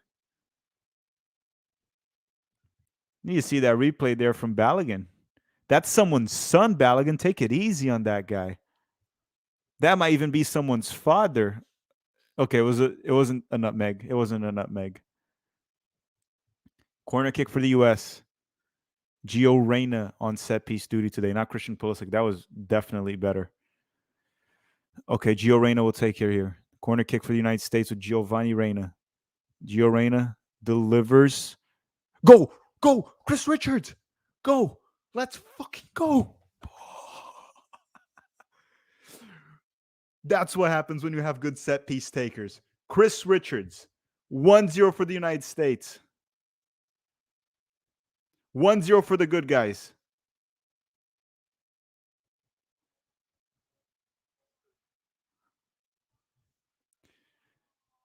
Great delivery from Reyna.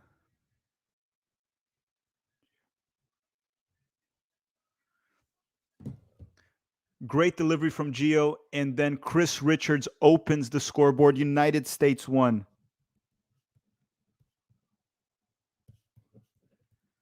This is what we needed. This is what we talked about before, right? How we needed to get Pulisic out of, as good as Pulisic is as a player, his set pieces sucked ass for a long time. We switched the set piece taker, Gio Reyna with better deliveries. We score here right away. Well, I mean, the last game already, Gio was in charge, but Chris Richards gives us the lead. This is key. An early lead. Canada's going to have to open up. They're playing that 5-3-2. They're probably going to have to switch to a 3-5-2. Alphonso Davies is going to have to get pushed higher up the field. That's going to leave space in behind for Pulisic on one flank, on Tim Weah on the other flank. This was a key goal. United States 1, Canada 0. 12 minutes into the game. Cubo Maker saying now this is football from both teams so far. Playing well. Actually playing well. Oh, Jonathan Osorio trying to act tough. Osorio, no one cares, man. No one knows who you are, Jonathan Osorio. Luca Del Torre should be starting. I agree, but Brendan Aronson has been just fine. He has been just fine so far. Alien, I think. King Richards. Chris Richards, man.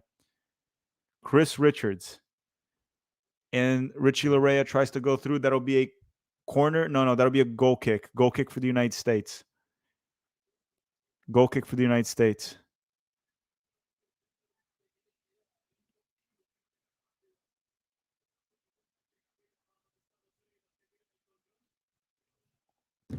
A-Rob with the ball.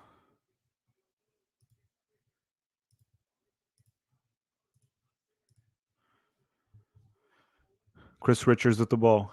Opens up to Walker. Walker Zimmerman. Tries to go long and find Balogun. Not a great pass by Walker Zimmerman. Not a great pass. Canada recovers it. We try to press. Keep pressing. This guy can't play with the ball. Press the goalkeeper. There you go. And Canada tries to go long. Cleared by Chris. Oh, Chris Richards. You're not only scoring goals, man. You're also playing rock solid in the back. Chris Richards, man. Zimmerman. Back to Matt Turner. Turner just blasted it forward. 14 minutes and 20 seconds. United States won. Gio Reyna. Good first touch there to Christian Pulisic. Pulisic back to A-Rob. You know what I'm noticing from the way the U.S. is playing right now? In this new system, the American fullbacks don't push high up the field like we did under Greg Berhalter. And I like it a lot better. I like it a lot better. Gio just got hit pretty hard. It was a hard hit.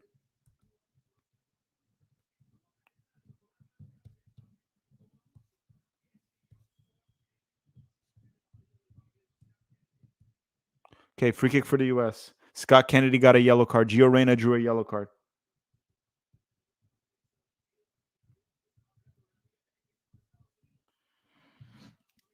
Gio Reyna able to draw a yellow card there with Scott Kennedy. Gio tries to go long. That'll be Balogun. Free kick. That's a soft call by the ref. Free kick for Canada. Thiago Martins saying future teller time. Who will be the first sub in this match?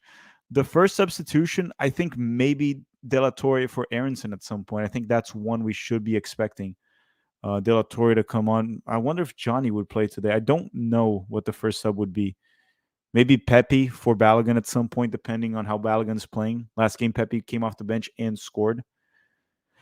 Franklin Torres is saying Chris Richards is not vertical enough for Greg. No, he's going to be a starter for Greg. I just hope Greg Berhalter builds upon this. Again, if we're going to have Greg Berhalter, we better hope the player selections are there. He changes the system to something like this. You don't want to have your fullbacks pushing high up the field the way he used to play. His positional play was terrible. As long as Greg adjusts everything, should be fine, right? But I'm noticing this too. The fullbacks aren't pushing high up the field, and that used to be terrible. The only play we had under Berhalter ball was whip in crosses. That's all we had. The team looks far more fluid now, and hopefully it continues to be this way and more dangerous in transition, right? Fonzo Davies, we take the ball away from him, tries to find Balogun. Canada still has it. Alex BR is saying A-Rob is shut down. I don't know what you mean by that. Shut down. He's staying back. He's not pushing high up the field. And I prefer A-Rob playing this way. I don't think he's being shut down by any means. He's not really going high up the field very much. Which again, this is what I want to see from our fullbacks in the future under Greg Berhalter. He's going to be the coach, so hopefully he continues to play this way. We stopped playing that idiotic system that he loved so much for 3 freaking years. They changed a little bit over time, but it was terrible. Here comes Davies with a terrible cross. That'll be a goal kick for the United States. Blaine Brown is saying, can Gio change countries given the circumstances? No, Gio's cap tied to the United States. He can't change countries anymore. Zoo is saying the Maple Muppets are playing a little soft, not going to lie. Yeah, they used to be a bit more violent. I mean, they did just hit Gio pretty hard right here. I just think the game plan is working defensively for the United States, and we're just far superior in terms of, just talent in general.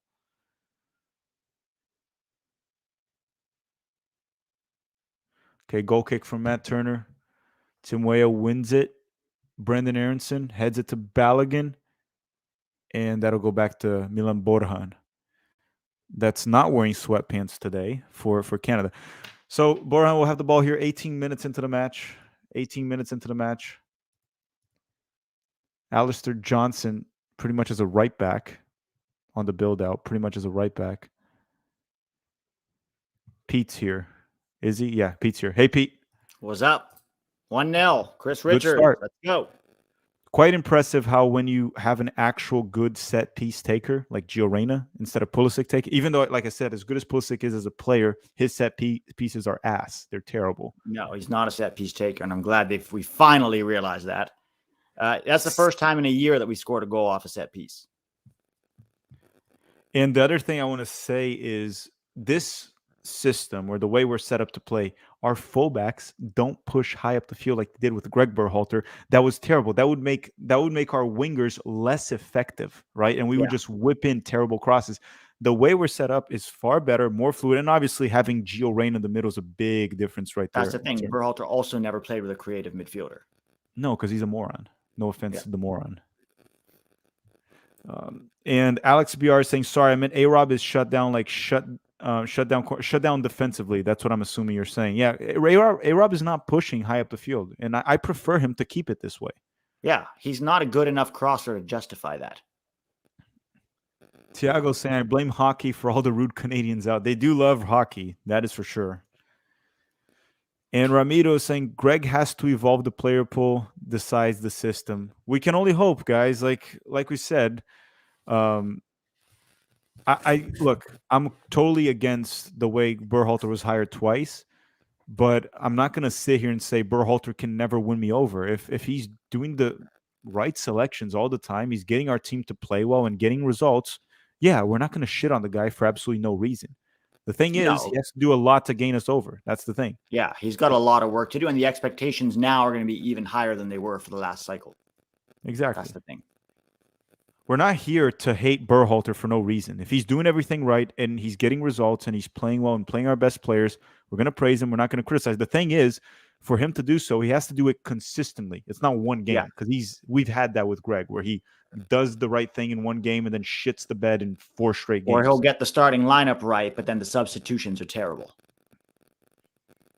Don't hate on me for no reason, Greg Berhalter in the chat. Yeah, no one hates you for no reason, Greg. You've given us a lot of reasons to hate A lot you. of good ones. One might argue you might have given us enough reasons to hate you more. We haven't hated you on you enough. Yeah, I actually think we've been kind to Berhalter. All right. Well, good. Let's keep this 1-0. Let's go for another one. Make it 2-0 before halftime. And very important here. I need a Balogun goal now. Need a Balogun goal. Yeah, that would be dope. By the way, we'll talk about this more as we get more data on it in the game. I'm trying to draw a conclusion of what I think about Musa at the 6. I thought he was careless on the ball a few times, but defensively, he looked fine. Yeah, he just earned a nice foul just now, picking up a loose ball and getting barged into by Eustáquio. Barged him from the back. They're really fouling us. Did you see the foul on Gio? Yeah, Scott Kennedy. He got a yellow. Gio. I'm a little worried about the center backs. We're not doing a lot of passing into midfield. Have you noticed? We're kind of bypassing midfield at times. We end up going into the channel a lot. Well, we're going long, right? We're going long over the top instead of through midfield, which is a choice. It's kind of like we're trying to catch their center backs off guard, trying to lob the ball over to the wingers or to Balogun right there. That's not quite working. I just think our midfield is our strength and we should use it. I don't know if playing in behind so quickly is our strength. Pulisic's been kind of anonymous these opening 20 minutes. Yeah, not a good game from Pulisic so far. I thought Gio has been having a good game so far. Weah has been heavily involved. Weah, yeah. Balogun, too, had a few good moments. Yeah, Balogun has been doing it. Musa, ups and downs. Chris Richards, rock solid. Zimmerman, solid defensively, terrible on the ball as always. Yeah, that's...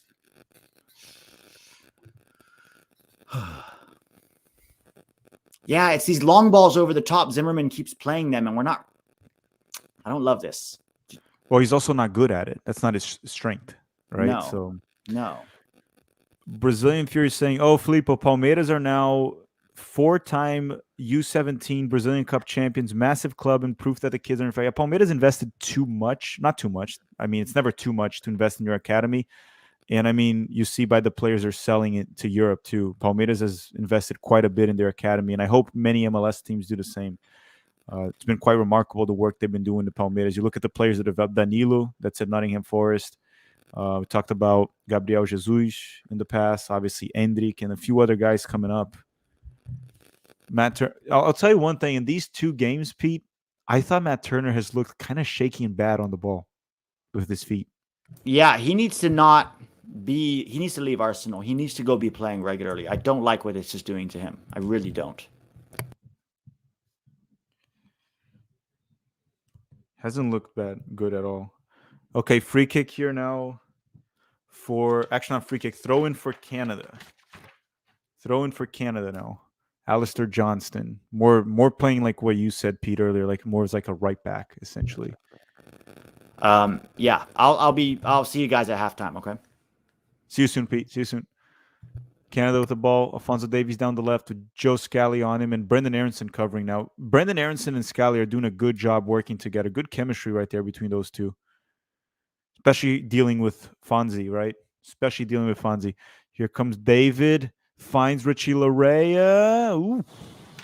That was a bit of a dangerous cross there from Richie Larea. Low cross. It just seemed like he tried to strike it on goal. Or maybe just a poor cross from Richie Larea that kind of looked like a shot. And that'll be a goal kick for the United States. 24 minutes and 30 seconds into the game.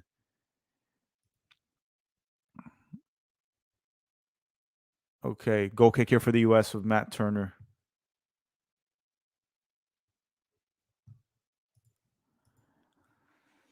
Shrey is saying the chat is like, we're not being able to build from the midfield. When Musa has the ball, he doesn't have passing lanes because Canada's overloading the area, so we go long. That's one of the reasons. I think what Canada is doing today, I don't know if you guys watched the match, Canada and Panama. Canada had many issues against Panama in the midfield. They were losing the midfield battle, and that's how Panama was able to create some chances in the game, more than I thought they should have. So what John Herdman did is he overcrowded the midfield today, playing in a 3-5-2 or 5-3-2, but he put three guys in the midfield. The first game against Panama, they had only two guys in the midfield. They have three right now. So they're overloading the midfield, making it hard for us to connect any passes to find Gio, Aronson, and Musa. And we're obviously trying to go long with Zimmerman and Richards, and mostly Zimmerman, which is weird. And it's just not working in that sense. We're winning, but it's not working. It doesn't look like we're playing to the best of our ability. Props to John Herdman right there. He knows probably that Zimmerman's not good on the ball. I think John is saying, I think Brendan Aronson needs to play double pivot with Musa in the build-up. David and Laren are blocking Musa on his own. I don't know if the double pivot would work if they switch. I know what you're saying. You're pretty much saying to switch from a 4-3-3 to a 4-2-3-1. I wouldn't, if you're gonna do that, as much as I prefer Gio high up the field, I would probably drop Gio instead of Aronson. I don't think Aronson protects the ball and distributes as well as Gio Reyna. So if you want to help on the build out, I would push Aronson high up the field and have Aronson play as a pressing 10, and then have Gio drop and Gio play next to Yunus Musa to help on the build out, to see if we don't go with the center backs and we try to play it out of the midfield. I wouldn't do Aronson right there. I don't think Aronson is that good distributing the ball as a playmaker, right? He's more of like a hustle merchant in the midfield right there that can drive the ball forward, dribble it forward. Gio can do a little bit of that and distribute and pass, and Gio protects the ball far better than Aronson, which you don't want a player that's careless with the ball on the build out. You really don't want that. Gio delivers it. Scally tries to win it. Zimmerman wins it. Balogun. Oh, Balogun. He got headbutt in the face. Balogun got headbutt in the face. He missed a great opportunity. Did he miss or did he get hit in the face? Oh, he got headbutt. I think Eustachio hit him in the face on accident. Eustachio kind of just hit his body. Is there a case for a penalty kick there, or did Balogun flop? Did he flop? Because Eustachio does just go on Balogun's body. We'll see the replay here. I got to see the replay. Tack, tell Pete he's having a static problem. Yeah, Pete noticed, Thiago, that the static's coming from his mic. Let me see. Alex BR is saying Luca Del Torre would be better at the 6 right now. I think that's a good option for the second half. If we want to build out of the midfield, what we can do in the second half is you push Gio Reyna high up the field like a 10 as a central attacking midfielder.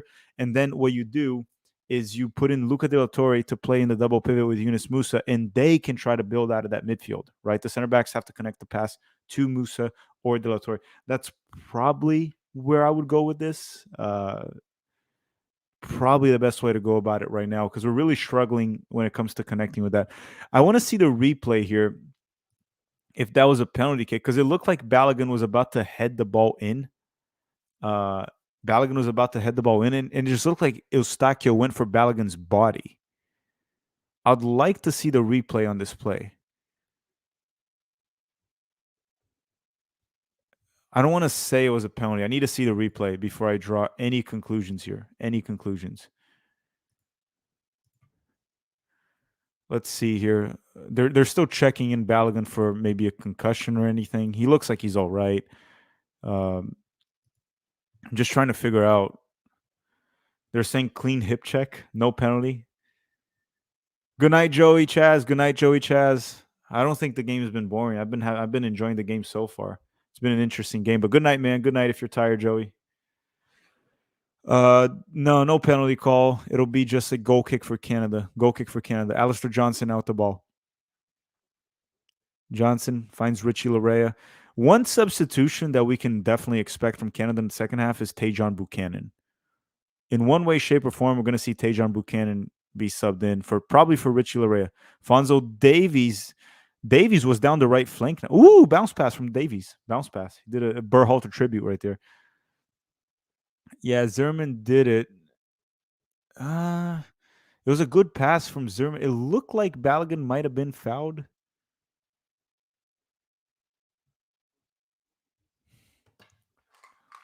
We'll see. Goal kick here now for the United States. Goal kick for the United States. Matt Turner tries to go, just goes with a long shot. And Eustáquio wins the header. Scally shields it. That'll be a throw in for the United States at the halfway mark right there. Musa. What's a bit odd about Yunus Musa playing the 6 is I expected him to be a bit better on the ball. Defensively, Musa has been fine. Just on the ball, he's been extremely shaky. Musa with the header finds Tim Weah. Ref, that's not a foul. Osorio just dropped. Free kick here for Canada, 31 minutes into the game.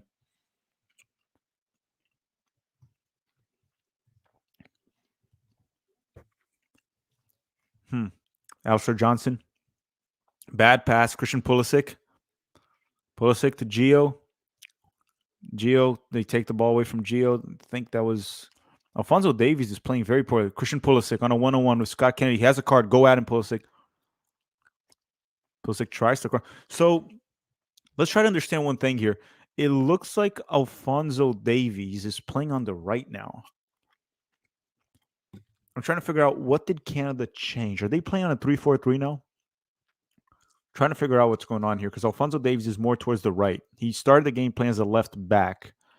Corner kick for the U.S. Pulisic. They go short. Pulisic, terrible crop. Pulisic is on an off day so far for Christian Pulisic. Scally. Hey, Scally, careful there. Jonathan David fouls Joe Scally. That could have been dangerous, Scally. Got to pass that ball quickly. Tim Weah gets the ball from Jonathan David. That would be a free kick for the United States. Yeah, I don't understand why we would go short on the corner. Pulisic's been a bit off. Just have Gio take the corner, deliver it in. That's literally how we scored our goal. Why wouldn't you continue to do the same thing? Gio Reyna on set pieces. He'll take a free kick here for the United States. Gio sends it in. Zimmerman wins it. No, got blocked. And then Brendan Aronson just heads it into oblivion right there. And that'll be a goal kick for Canada. Goal kick for Canada here We're hitting minute 33. Thiago Martins saying, you know why Brazil wore a black jersey in the last match? Brazil wore a black jersey in the last match because the game was played in Spain. It was more of a protest in regards to the racial abuse that Vinicius Jr. was getting. That's why Brazil wore black in the last match. The game was played in Barcelona. Larin tries to protect the ball. Chris Richards was at him, and Larin was offsides. That'll be United States ball. Canada hasn't been able to do jack crap in the first half. And now Alphonso Davies is playing on the right. So they switched. Fonzie was playing as a left, more like a left wing back. But now he's playing as a right wing back. And I think I need to see here if they change formations. If maybe Richie Larea went to the other side. Yeah, that's what I think would happen. They sent Richie Larea. So they're playing inverted. So Gio Reyna, this could be good. Gio Reyna finds Balogun. Balogun, go. Balogun, go. Balogun, go. 2-0. Balogun, go. Balogun, go.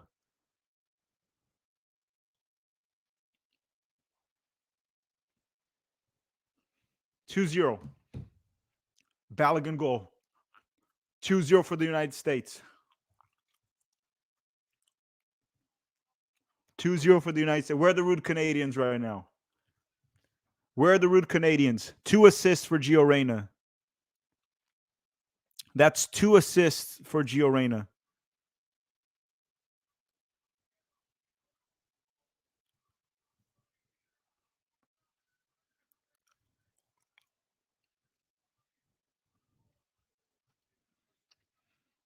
Dos a 0, 2-0 for the United States with Balogun scoring.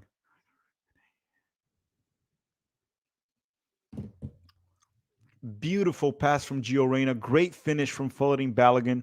Oh, Gio, that was such a nasty pass. And Balogun just botting Kennedy. And with the finish, Balogun scores his first goal for the United States. Forwarding Balogun. Holy crap, man.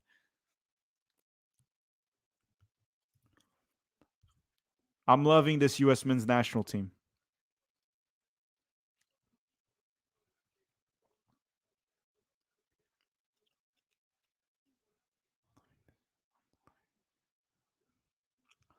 Loving every second of it. The difference of playing with Gio Reyna centrally, incredible, man. Incredible. And the difference of having a center forward. Llama YT saying Gio, the American dream. And Tiago Martin saying, too bad it was a protest. I found the colors cool. Yeah, I mean, you can still buy the black jersey. It's a beautiful black jersey that Brazil had. You can still buy it. You don't have to not buy it if it was a protest. You can still buy it. And here comes Eustáquio with the shot. Turner. Safe hands from Turner. Safe hands from Turner.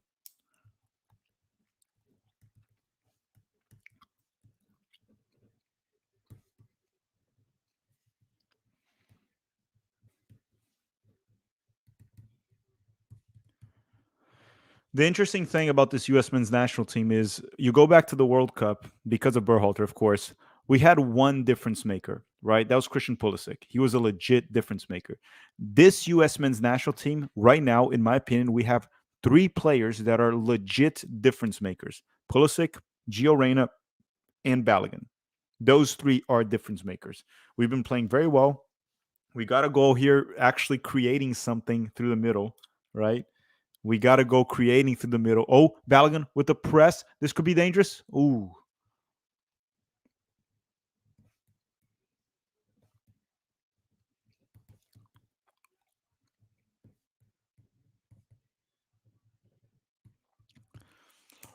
Quite remarkable. What I'm watching, I didn't watch this in the entire Berhalter era. Never watched it before. This is a very dominant U.S. men's national team that I haven't seen in my life. Very dominant. Gio Reyna. Gio Reyna, good ball back to Chris Richards. Carlos is saying, glad you're enjoying this team, but kiss it goodbye because Greg is back. Yeah, look, I hope he doesn't mess this up. We're seeing in this Nations League, we are seeing what this team can do, right? In the Nations League, we're seeing what this team can do. I really hope Greg doesn't F this up, man. I really hope.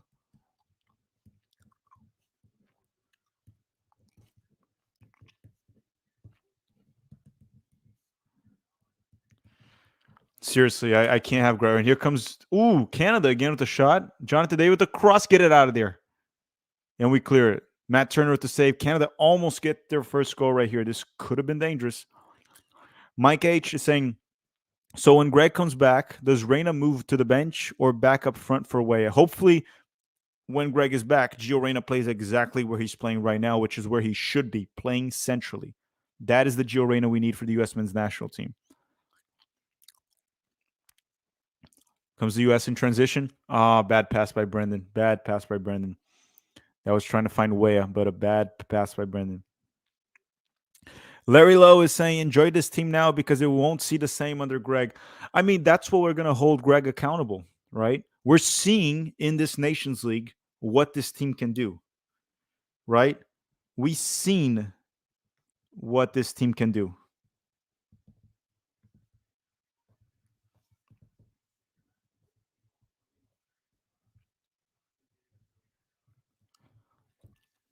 That's what we're going to do, right? We're seeing this. We're seeing the level that this team can play. We're watching it. So Greg is going to be held to this standard. This is what I want to see in CONCACAF. I want to see a dominant U.S. men's national team because this is what we're getting today. We are getting a dominant U.S. men's national team. And I expect nothing less. And here comes Balogun. This could be dangerous. Balogun switches. Cleared. Try to spin move, but he loses the ball. Floating Balogun. Davies. Eustáquio. A-Rob wins the header.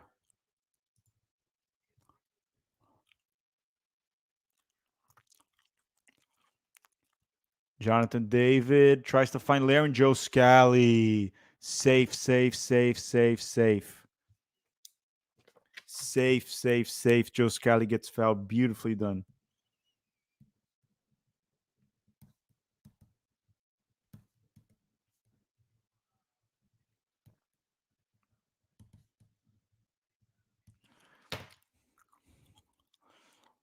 Okay, the United States has the ball.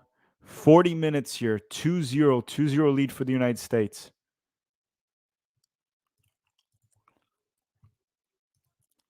Hold on to this result for halftime. Hold on. Max B829 is saying, how pissed is Garber seeing the U.S. men's national team win with an MLS guy? Well, we shouldn't have any MLS guy in the field. There's no MLS guy that makes the starting 11 of the U.S. men's national team. There's really no MLS guy that even makes the 23-man roster, right? Maybe Miles Robinson, but he's not going to be in MLS. And here comes Laren, tries to pass it. Joe Scally, beautifully done by Joe Scally again. Beautifully done by Joe Scally, man. Scally has been rock solid. Gio protects the ball. This is what I'm saying about Gio. Look at that. Look at that from Gio Reyna. Look at that ball, like how he controls and how he protects the ball is unreal. Christian Pulisic dribbles one foul. Free kick for the United States. Free kick for the United States.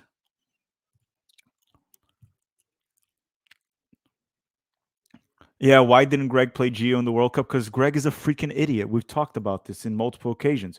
The only thing we got to hope in this cycle is for Greg to be less of an idiot. Gio's just too good, man.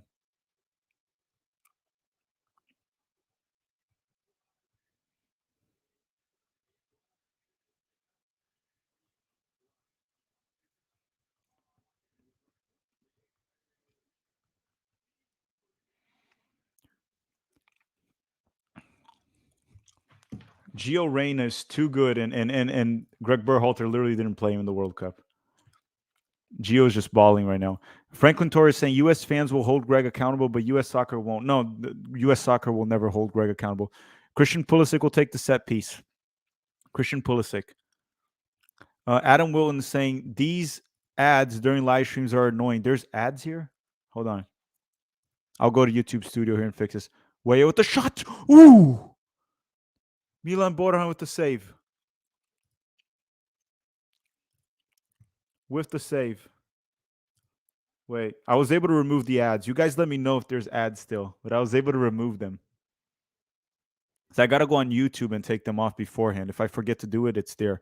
So let me know if the ads are gone in the middle of the stream. I was able to take it off here on the studio.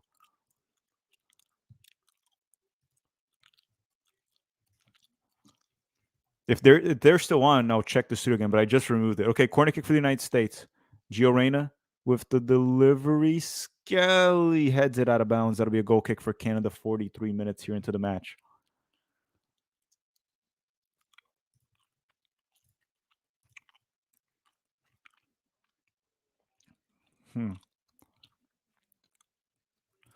Yeah, if you've had the ads, I apologize. It's because when I schedule the stream, I have to remove it, and I didn't. I forgot. So if you have ads now, right in the middle of the stream, let me know because I removed it. You shouldn't have any ads. Borjan tries to go long here for Canada. 43 minutes. Headed Alphonso Davies down the right side. Alphonso Davies tries to go in. Brandon Aronson. Beautifully done. Yunus Musa. Brandon Aronson's fouled by Jonathan David.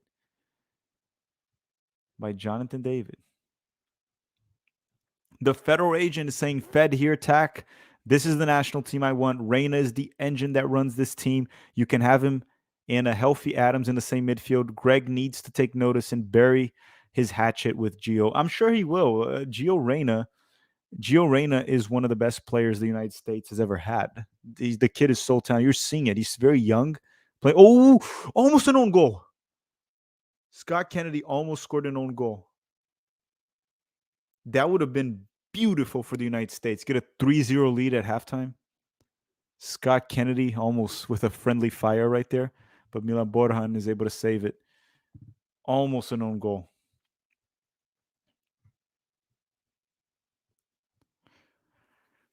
Okay, Eustachio dropping deep.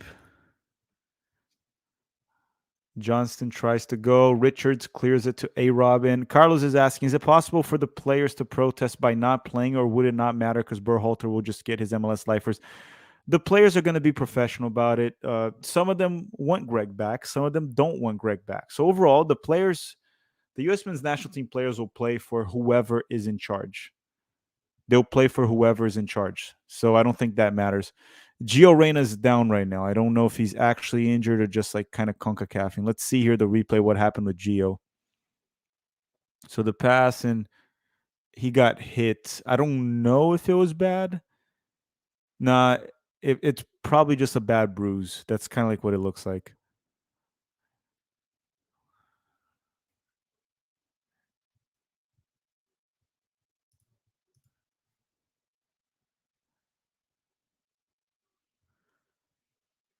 And yeah, he's fine. Gio Reyna's fine. It's just a bad hit.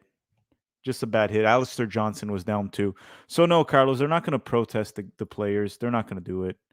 Also, I wouldn't really ask him to do it. What are they going to do? The federation has chosen. Hopefully, like I said, hopefully Greg Berhalter learned a thing or two, right? Hopefully. Cole is saying Geo equals the real Slim Shady. You know who really looks like the real Slim Shady? Phil Foden. When Phil Foden bleaches his hair, he literally looks like the real Slim Shady. The game Shizo is saying, I heard Pepe and Greg Berhalter bury the hatchet. I don't know. I think, dude, the truth is, I think all the players are going to figure it out and get along with Greg. There's no other way. If Gio didn't want to play under Greg, he would have just like, Gio looks like he's in actual pain. I wonder if he's going to come back or not. No, he's good. He's good to come back. He's limping, but he's coming back. Gio Reyna and Alistair Johnson are coming back. He's limping a little bit, but I think he's going to be all right. Maybe just a bit of a scene right there. Cleared. Richie Larea pulled Pulisic. He literally grabbed Pulisic's jersey right there.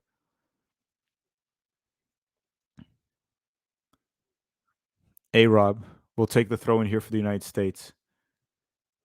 They're saying Gio is out. Is he out? No, he's back. Gio Reyna's back. He's limping a little bit, but he's back. Gio Reyna's on the field. A-Rob takes the throw in. Cleared by Canada. Eustachio Musa wins the header. Canada's able to clear it here. 30 seconds left in the first half. 30 seconds left. Zimmerman wins the header. Oh, shoot. Alphonso Davies with a lot of space down the left side. Davies crosses. Joe Scally. Joe Scally masterclass here in the first half. Joe Scally is defensive masterclass.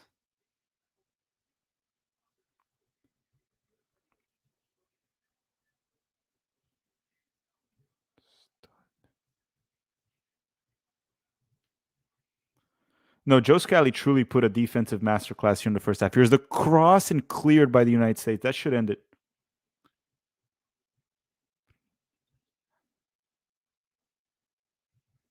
Okay, Pulisic against Larea. Ooh, that's a free kick for the United States. Christian Pulisic is able to draw a yellow card on Richie Larea. Ow! Pulisic twisted his ankle a little bit with that hit from Larea. Larea gets a yellow card.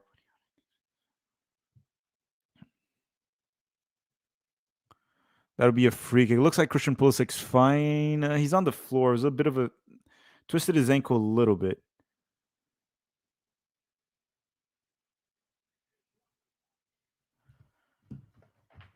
Tweaked his ankle, but he's fine. And he's going to take the set pieces. It probably shouldn't be him. And Kildu saying Canada has more possession, so Greg is watching disappointed that Canada's dominating us. Do they have more possession? We're going to go through the stats at halftime, but do they have more possession? I don't know. I haven't looked at the stats. I think it's been pretty even. Pulisic will deliver here the free kick. Pulisic will deliver here the free kick. Pulisic, delivery. Scally! Ooh! Heads it in. No one's there to finish it. Pulisic delivers it. Joe Scally heads it down the middle. No one is there to put it in the back of the net. That should do it. That should end the first half. The first half is over. It should be ending right now.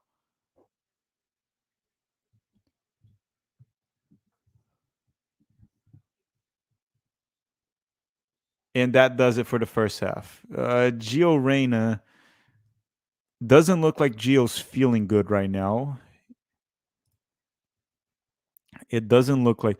Can we talk about how Greg didn't play Scally and Gio in the World Cup at all? Can we talk about that? Greg didn't play. Greg didn't play Scally and Gio in the World Cup. He played Shaq Moore over Scally in the World Cup. Can you guys believe that?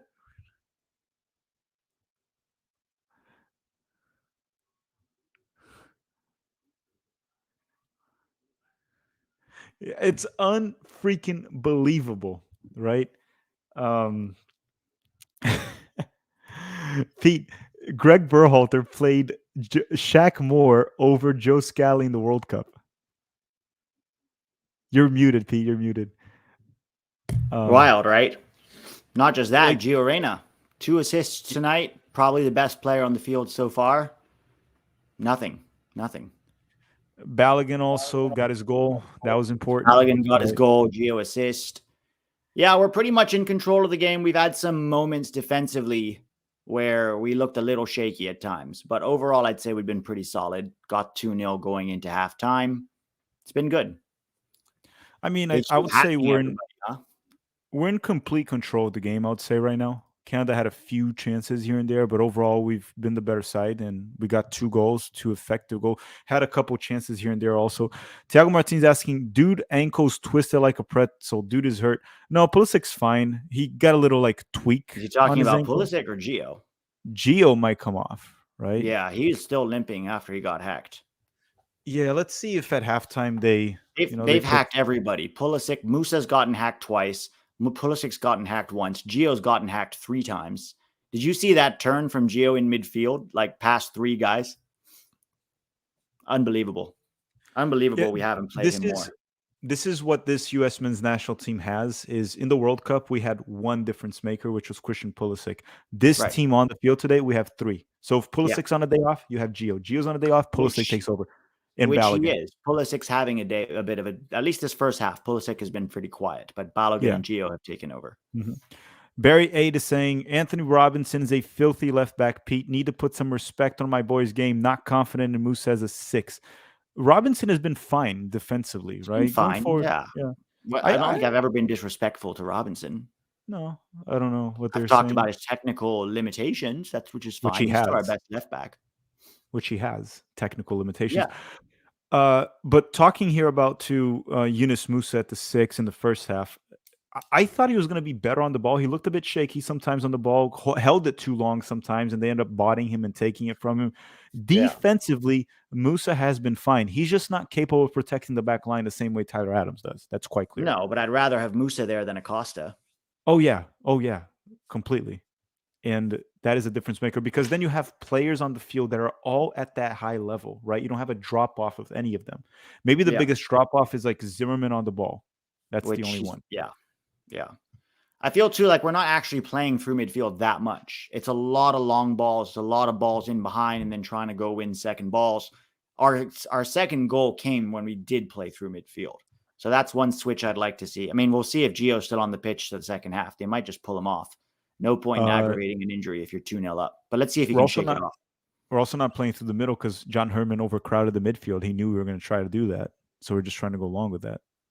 Yeah, but I still think we can play through it. The problem is Brendan Aronson is shifting wide a lot to go and cover Davies. So then we really only have 2 in midfield. So that could be the reason, but I do think you have to play to your strengths, and our strength is in that midfield, particularly with Gio at the 10. Can you believe that we scored a goal through the middle? Through the middle and from set piece, 2 things we rarely did under Greg. Yeah. Zoo is saying, I'm sorry, but why did he rehire Greg, man? Look at this team. Look at Scally without Greg. Look at the squad, the chemistry, Pepe, BJ for president. Yeah, the thing with BJ, and anyone saying that maybe everything, there were Berhalter apologists saying this is just a continuation of Greg. It's not a continuation of It's Greg. not at all. It's much different. And I think what's happening is a coach like BJ, he's kind of stepping out of the way. He's keeping it simple. He's not trying to overcomplicate things like Greg. And it's smart. It's working. Kind of like Anthony Hudson, right? But even tactics and formation wise, he's changed it. We don't see the intense bombing back up from the fullbacks, endless crosses. There's a good variation. We have a creative midfielder in Gio. The fullbacks do get up from time to time, but generally speaking, it's a lot more, variation to how we're playing. They're a little bit more conservative. We trust our midfield a little bit more because there's an actual creative in there. So this is very different than what we ever saw under Greg. So please, I don't want to hear anything about how this is just a continuation of Greg. It's not. Well, we're losing the possession battle. We wouldn't have lost that with Greg. Which means we're not playing well, according to, if you ask Greg, you win 2-0, but you didn't win the possession. Canada dominated. That's what Greg would say. You know what? You know what else we're better without Greg? Transition. We're fast in transition when we get the ball. The players don't think much. No, We're there's better no in transition. overcomplications of like 18 things you're supposed to remember every time you get the ball with the hierarchy of actions via the 77 PowerPoints you were supposed to memorize before the game. I don't know. It's just good to see the team playing this way. It hasn't been the perfect performance, but considering it's a final, we've created chances, we've dominated, we've kept Canada's chances to half chances, I'd say, or long shots minimum. I thought Joe Scally's done a really good job on Davies so far, all things considered. Yeah, the thing is too with Greg is this is what we talked about for years. We were talking about how we were the most talented, we had the most talented team in CONCACAF, and this is how the game should be playing. We should be dominating every opponent, Mexico, Canada, Yes. everyone. And then when you talk about the other ones, El Salvador, those we should be running over at home. And this is what we're seeing right now because you're letting the players play in their best position. You're playing your best players. You're not putting the mediocre MLS guys like Kellen Costa, Roldan, Zardes. Dude, Zardes started against Canada in World Cup qualifying. The last time we played This is Canada, Zardes was the starter. He wasn't even this is starting for insane. Columbus at that point. Yes, it was like Barry It White was or Miguel something. Berry. Miguel Miguel Berry ousted Berry. him from the cut. So you're not even a starter in a weak league, and somehow you're starting for the U.S. because Greg likes you. It was such a joke of so many things. The only thing we can hope is that Greg doesn't act like a fool. That's it. That's all If it is. Greg comes back and just continues this, I'll be fine. If he lets Gio play in the middle, lets the players play, gets rid of the 4-3-3 overcomplicated, stops calling his fullbacks superheroes, 89 crosses every game, then I'll be fine. If Greg can just do what his two assistants have done since he left. It's not that fucking, it's what you always say, keep it simple, stupid. Like, it's not that hard. What drives me nuts is you didn't have to be you didn't need much ball knowledge to just think Joe Scally's a more reliable fullback than Shaq Moore. Then you go to the World Cup and you fucking play Shaq Moore. Not And just then Moore. Yedlin got more minutes than Scally too. that too. And then we can also add another one here. Jesus that we talked about so much. I know Balogun. This is what I heard. Okay, this is not a conspiracy. This is what I heard, and it's also I can't verify if it's true.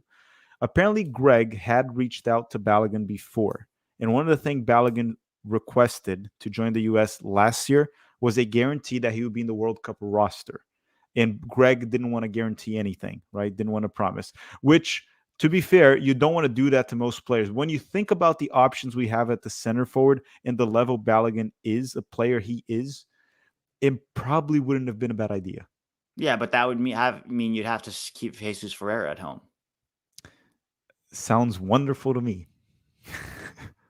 sounds perfect to me. But here at halftime, United States 2, Canada 0. Real Madrid 14 UCL saying, let BJ cook, Greg stay away. Brandon is saying, is cousin Greg going to shift back to a 3-man midfield? Well, we're playing a 3-man midfield, to be fair. We are playing. The ski is saying, please don't F this up, Berhalter. That's what everyone's thinking. Julian saying, Scally's better than Des. What do you guys think of Aronson today? I don't think Scally's better than that. We talked about this many times. Dest is by far a better player on the ball. You forgot the performance Dest had against Mexico.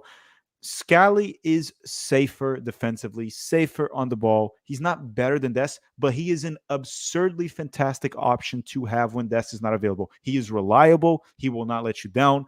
That is what I am talking about right now. So I don't think he's better than that. Des is still our best right back, in my personal opinion. Also, I think Dest has been just fine defensively for the U.S. Like, if you just look at his performances for the U.S., there's one mistake in recent memory that I can remember, and it was against the Netherlands. Other than that, Dest has been very consistently good defensively for the U.S. So I don't have any problem with him being our starter.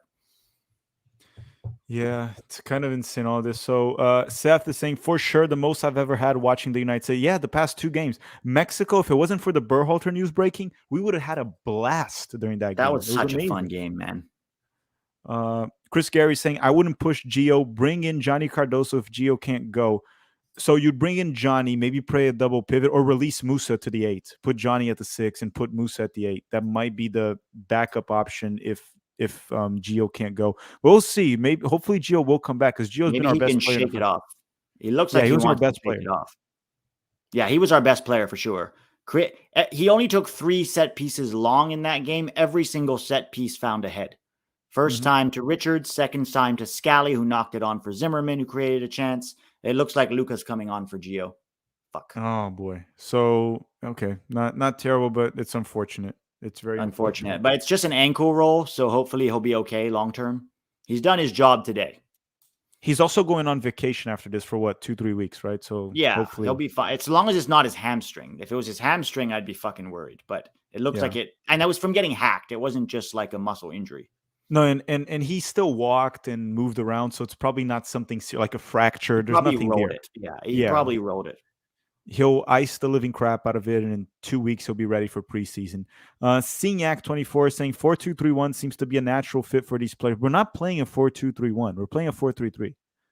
It's a 4-3-3 with a creative midfielder there. It's Yeah. more about the personnel in the 4-3-3. And remember, formation is just the starting point, right?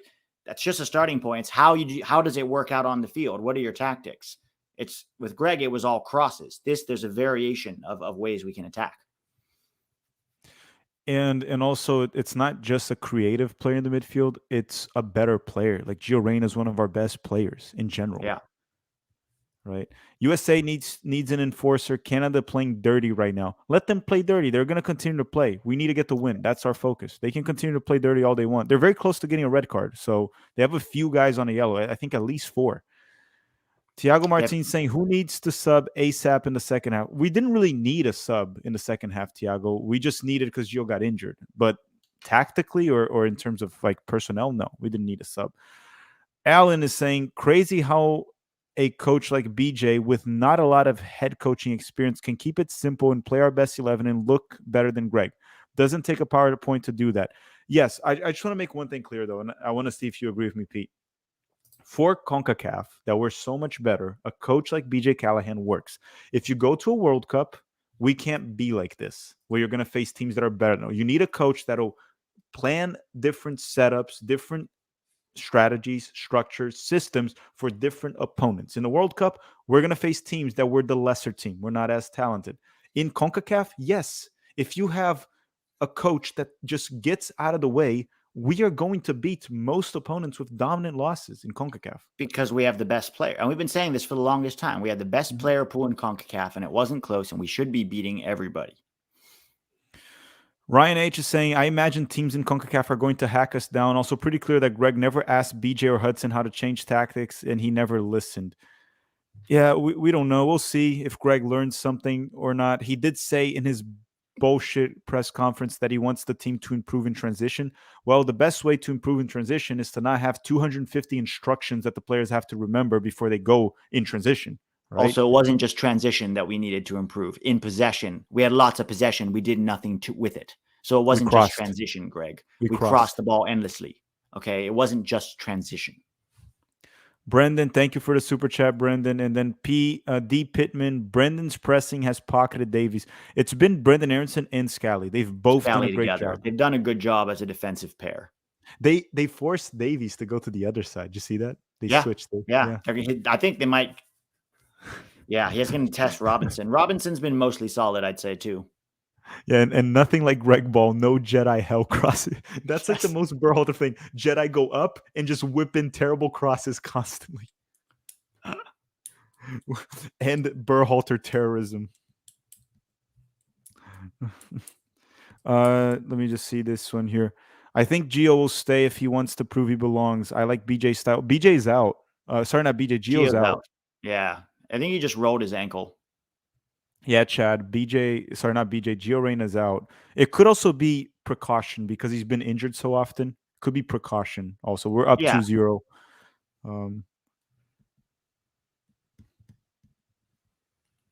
In the World Cup, I think the United States was the national team that crossed the ball the most. Yeah, we were the second most, I believe, after I don't remember who the first one was, but we were I the think it was second most. France. I think France had more, Might but have been France scored, France. but Yeah. they scored a lot of goals. Right. We also don't have good crossers of the ball outside of Tim Weah. Tim Weah is our only reliably good crosser of the ball. We also didn't really have a poacher in the World Cup. No. Joe Schmo's saying this is where Greg would press until everyone's exhausted at the 60th, then not sub until the 85th. Let's see how BJ plays it out.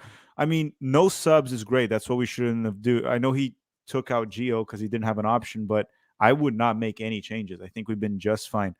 Wait a second. Who's playing as we switch formation, P? We're playing a 4-2-3-1. Brendan is at the 10.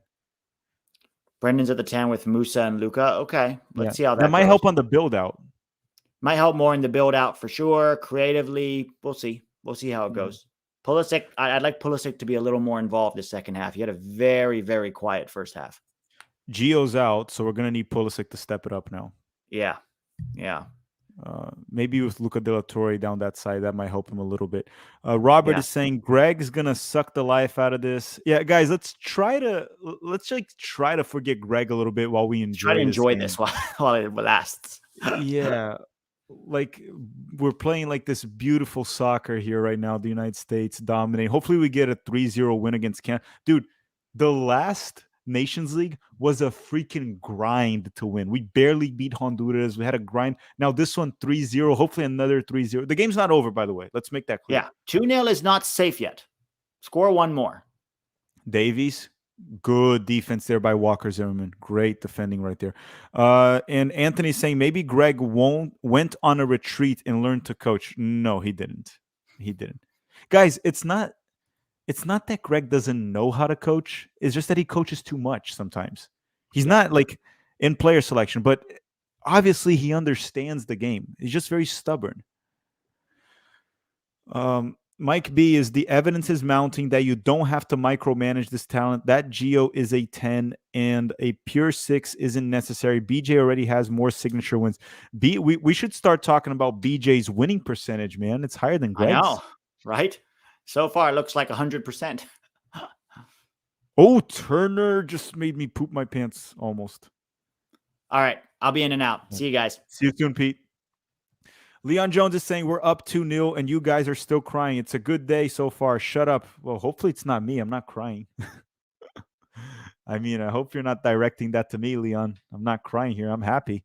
Juan Sex is saying seeing Flo play with Reina has me sick knowing Greg is going back with Jesus of 4-3-3 and take Gio out on the wing.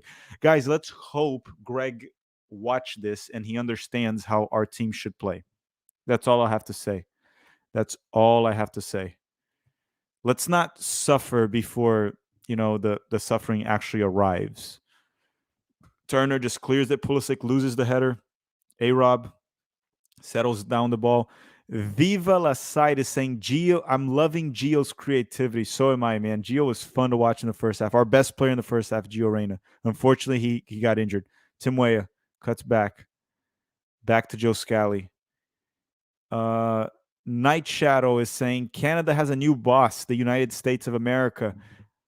Thank you, Night Shadow, for the super chat. Daniel Follower saying, who is the best U.S. player?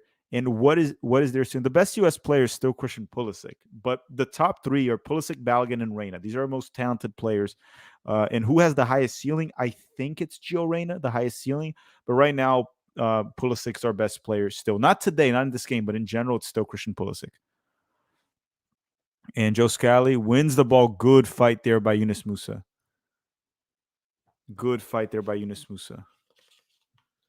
John Herdman trying to adjust.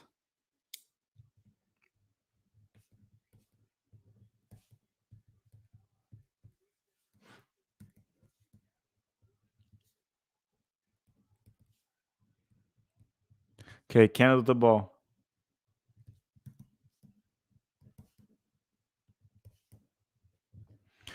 Sorry, I'm making some notes here, everyone.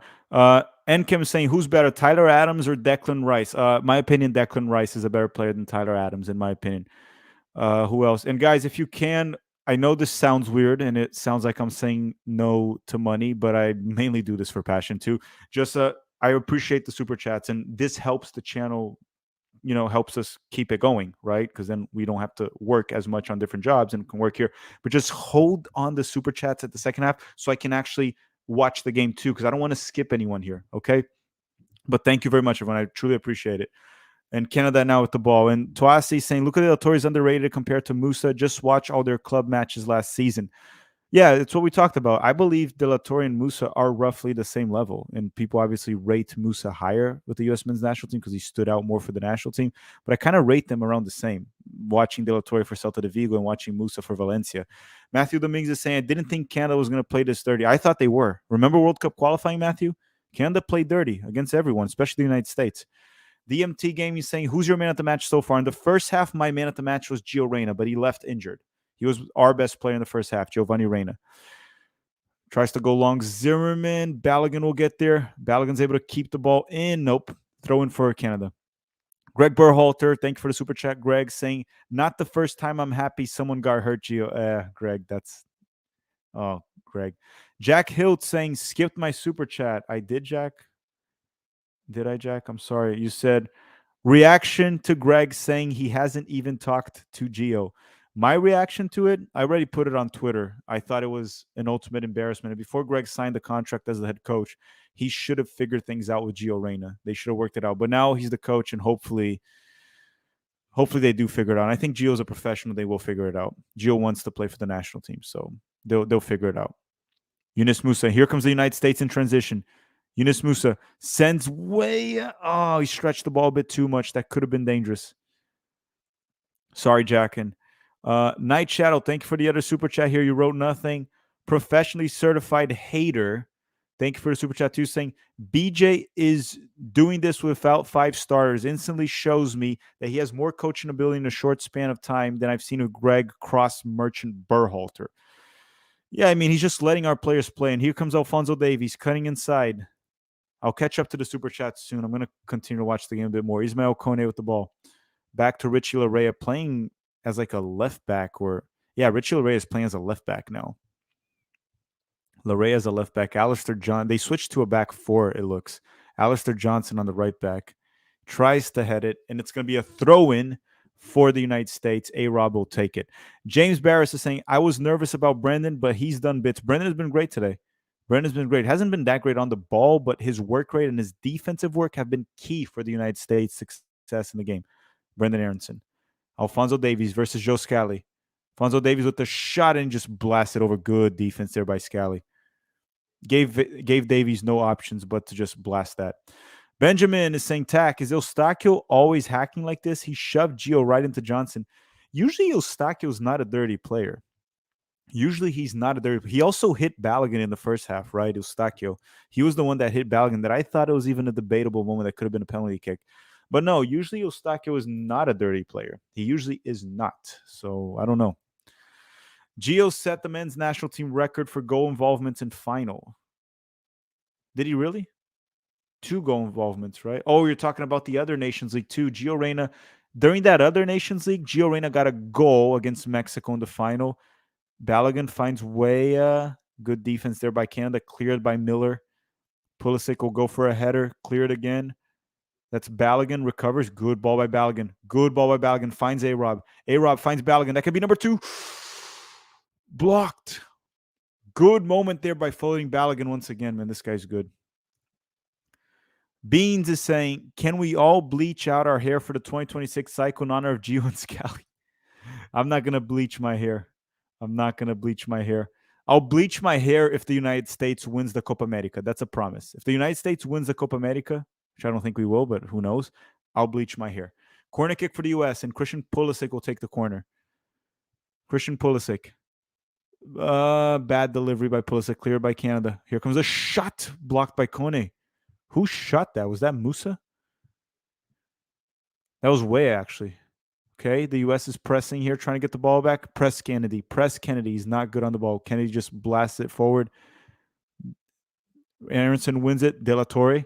Luca De La Torre opens up. Christian Pulisic down the left. Pulisic will cut inside against Alistair Johnson, blocked, and that'll be a corner for the United States. Burger King, thank you for the super chat saying we should give assistant Jason Christ credit for Nations League performances. Also, analysis for Coach Mo. I'm not reading that last name. I'm not falling for that. I refuse to give Jason Christ any credit. He is my arch nemesis. I will not give Jason Christ any credit. I refuse to do so. Christian Pulisic will take the corner here for the United States. Delivery, a Rob. Blocked. Chris Richards hit the post. No, Milan Borja saved it. Chris Richards almost got a brace with the header. Borja just saved it. What was that defense there from Canada? Oh, that hit the post. It was a save in a post. The United States almost got a 3-0 lead. Christian Pulisic, another corner. Delivery, Richards. Oh, Balogun, that was in. Was that a hand? Was that in? Balogun just finished. Was that saved by Kennedy inside of the goal? Was that a hand? I don't know what happened there. Number 3 is loading.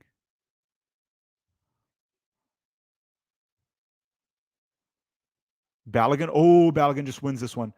He's getting pulled. That's a foul, ref. Ref, how is that not a freaking foul? You freaking piece of shit. How is that not a foul? He's literally running with the opponent grabbing him. Here comes the United States. We're heating up. Christian Pulisic finds A-Rob. A-Rob all the way back to Richards.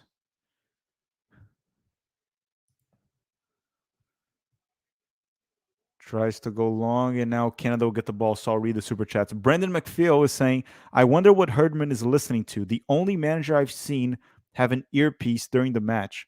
I didn't see the earpiece. Does he really have an earpiece? He's like a football coach, like an NFL coach.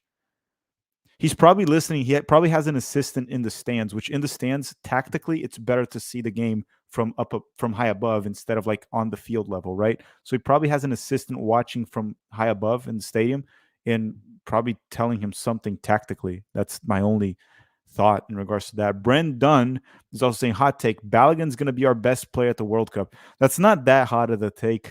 I think it's a fair take. If you say Pulisic, Balogun, or Gio Reyna, any of them are going to be our best players in the 2026 World Cup, I'm fine with that. Any of those, I don't think any of those are hot takes. They're all fair takes. It's a very fair take. Balogun is quite good, man. Very good center forward. Really proving that today. And here comes Canada. Jonathan Day with a shot. He misses the target. That'll be a goal kick for the United States, 57 minutes in. I don't know. Maybe John Herdman is listening to the Backstreet Boys. Maybe he's just listening to music during the game, right? Maybe it's not even instructions. He's just listening to I Want It That Way, or maybe Britney Spears. Maybe something like that.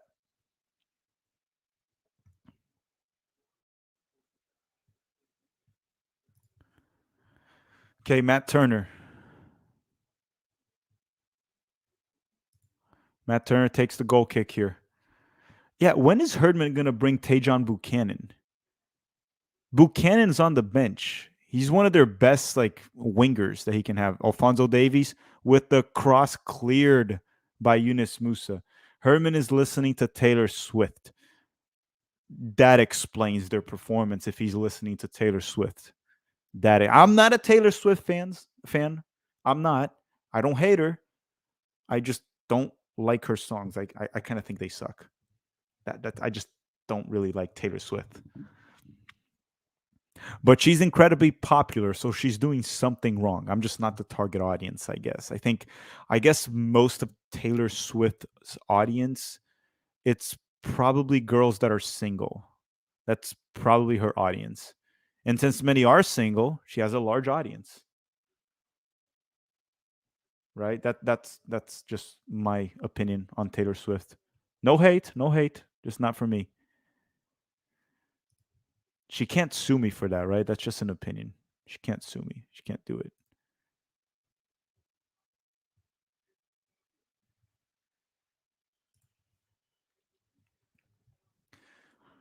Going on. Goal kick here. Matt Turner takes it. Weah. Balogun.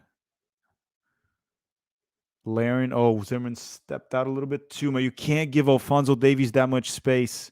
Scally versus Davies. Scally versus Davies. Cleared by A-Rob. Oh, my goodness. Oh, my goodness, A-Rob. You just scared the shit out of me. You can't, like, this is one of the issues we have. Zimmerman can't step that high up the field.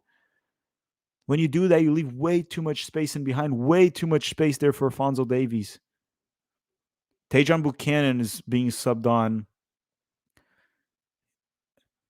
So Buchanan will come in for Alistair Johnston. That's one sub. Buchanan in. Jonathan Osorio is also out. And who's in for him? Is it Hoylett? No, Stephen Victoria. So Tajon Buchanan for Johnston. Scott Kennedy's out also. And then Vittorio's in for him.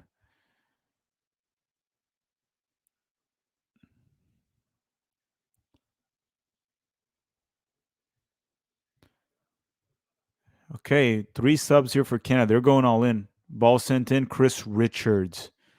This is 2 games in a row where Chris Richards is so freaking good for us. Joe Scally. And that'll be a goal kick or offsides. Offsides. And anyone, if you guys just arrived, I'm sorry, I'm going to ask this again. I haven't asked for a while. Drop a like in the stream if you haven't already. It's a great way to support the channel. It's free, and free is good. Free is very good. Everyone likes free, right? And hitting the like is free. So do it right now. Help us out. Go offside. So, free kick here for Matt Turner, just blasting it forward. Tim Weah tries to win it, and that'll be a throw-in for the United States. BJ Callahan keeping his 100% win percentage. Quite impressive.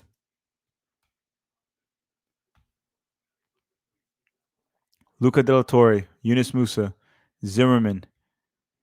Bad pass by Zimmerman. Canada recovers the ball, but then the United States recovers it with De La Torre. Pulisic. Ooh, nice combination. Pulisic to Brendan Aronson. Aronson pushed, as always. Weah tries to cross. Aronson needs to stop dropping. Just keeps falling the entire freaking time. I think Pete's here. Yeah, Pete's here. Hey, Pete. Hey. I wonder if we should pull off Aronson for Zendejas. We seem to be losing a little bit of that creativity in midfield in this second half. And I think Zendejas can play centrally as well, just to give us a little bit of an edge. Can Taylor Booth play? Yeah, they both can play central, Booth and Zendejas. I'd be fine with either of them. Here comes Luca, Aronson. I just think our fullbacks are pushing a bit too high here in the second half. My only concern with that is Alfonso Davies had 2 or 3 moments that he looked a bit dangerous there already. Well, he got him isolated against Scally, right? And then now they're bringing on Buchanan, who's going to go torment. What's been happening is when they go down the left, A-Rob tucks inside and plays like a third. What? Pulisic couldn't get to it. A cross by Luca De La Torre. A-Rob, this could be dangerous. Oh, foul. Foul for Canada. Nothing. So what I'm saying is A-Rob has been tucking in as a third center back to help cover if Scally gets beat on a cross or if they get a cross in. But now that they're bringing on Buchanan on the right-hand side, it's going to pull A-Rob further out. So maybe Johnny. Maybe a more defensive presence. Johnny's more defensive, and he also slows the game in the midfield if you need to hold possession a bit more. Ooh, Luca! Ooh. Johnny's also good in set pieces, right? That's how he gets his goals, and defensively too. Canada's going to start just like chugging in crosses very soon. They kind of are already. Yeah, I'm a little worried. You're right about the fullbacks getting very high. High. I don't know why. They weren't doing that in the first half. Can't get too carried away. 2-0 is not finished. 2-0 is still very dangerous. Once you score a third, it's a little more settled. But 2-0, they get 1 goal. The momentum swings their way. They could easily get another. Stephen Nagishi saying players who were mistreated by Greg are balling out this tournament. Greg has a huge task of mending fences with players and adapting his tactics. Look, the players are going to get along with Greg because they're going to want to play. The question is, will Greg play the right players? Will he stop being, just so stubborn? the players are going to get over it. They're going to play for Greg, right? They're going to do it. This is how the American players are. They don't have a choice also. Yeah, I mean, it's that or just like leave. And I hope Greg, the only thing that we got to hope is for Greg to not be stubborn, play the best players, and stop with the nonsense of micromanaging everything. Yeah. The micromanaging, the PowerPoints with the 89, like the hierarchy of things you're supposed to do.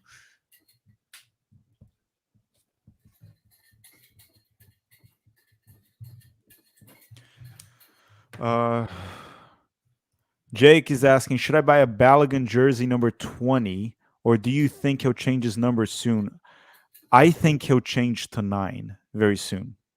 I think what happens is when they have the players pick the numbers in camp, it's probably based on seniority, who's been around for longer, and Pepe, who's been around longer, so he probably picked the 9 first. But I think Balogun will be number 9. Do you think that too, Pete? It's possible, yeah. We'll see. No. So I wouldn't get a jersey Balogun 20. I think he'll change to 9. I think. Canada, we need to get that third goal, man. 2-3-0 wins would be wonderful. Get the third goal, relax, and just control the game. Also, it would completely bum out Canada. They would kind of quit at that point. Yeah. 2-0 is still not safe. They're too alive. That's the problem. Yeah. All right. Free kick here for Canada. Let me just see one thing. All the options we have on the bench. Donnie, if you want a more defensive presence in the midfield. It says here Miles Robinson's on the bench. So it must be a super minor injury then. Yeah. Must be a very minor injury. Dude, at some point, I'm actually late in the game. If we have a 2-0 lead and there's 10 minutes left, I would also put Trusty for A-Rob. Oh, cross cleared. Ooh, shit. Canada almost scored. Good thing Kyle Larin sucks. I might not go Trusty for A-Rob tack. I might go Trusty for an attacker. Just may go back 3. Go back 3. Maybe take off Pulisic, shift Aronson wide, and then just with a back 3 with the fullbacks. Just make it either Trusty or bring on Johnny to help protect that back line. Take off Aronson and put Johnny. A more defensive presence there. Also better at controlling the tempo. Like Aronson is just like too much 1,000 miles per hour. Yeah. Johnny's in. Yeah. So look at that. Johnny BJ for Aronson. Getting these subs right so far. BJ is a genius. See how simple it is? Do the logical thing. Who's Johnny in for? For Aronson. BJ knows saying. BJ masterclass. So what's going to happen here is Johnny's probably going to drop as a 6, and the other 2 guys are going to become 8s. Luka and Musa will push up as the 8s. I think that's the right move. Also, good test for Johnny, right? Come into this game. Let's see how he performs.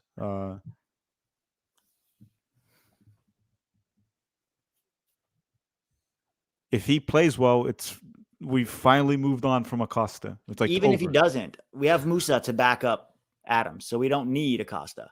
Now you've got him, and you've got Johnny. You've also got guys like Obed. You know, oh look, BJ, fighting already. Yeah, BJ. They're saying BJ has our stream on his earphones. Has like earphones. I know, right? He's like, okay, they said to do this. Like, no, he's like, I'm not gonna listen to Greg. I already listened to that guy for 3 years. And then Akao is saying, who's better, United States or Spain men's national team? Spain is better. Come on. Spain just won their Nations League. Yeah, they're better. Can we beat Spain? Sure. Like if we play 10 games, we'll probably win 3. They'll win 7, but Spain is better. Yeah. Okay. Oh, Luka, beautifully done, Luka. Great defensive moment here. All right, I'll be in and out. See you soon, Pete. All right, crunch time here. We have 22 minutes left. 22 minutes left.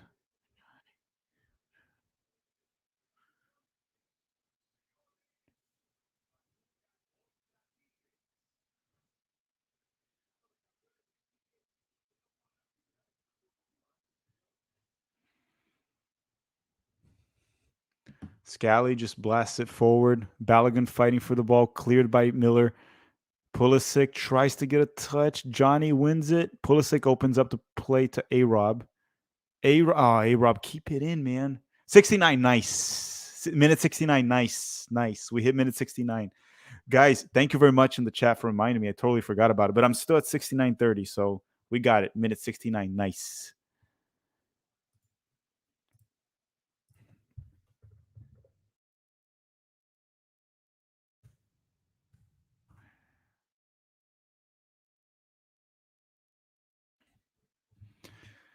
20 minutes to go, and the score so far is 2-0. 2-0 as I predicted. I said it before the game started. I said 2-0. We got to keep this score. Hopefully get 3, actually.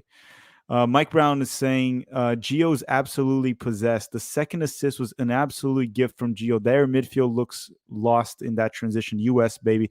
Gio was fantastic in transition. He also got the assist for the first goal off a cross. Weah finds, who is that? That was Luca de la Torre.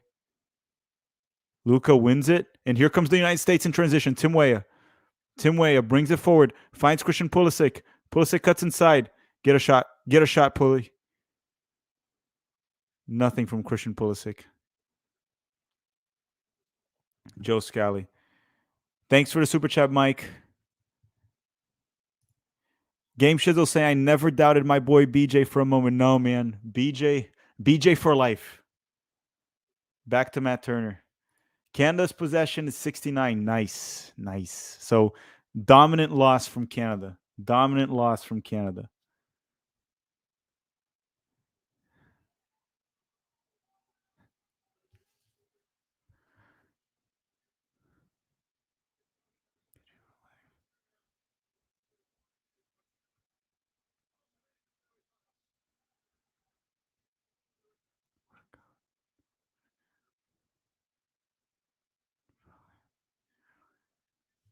Balogun getting a goal. 71 minutes. We got 19 minutes to go plus whatever added time.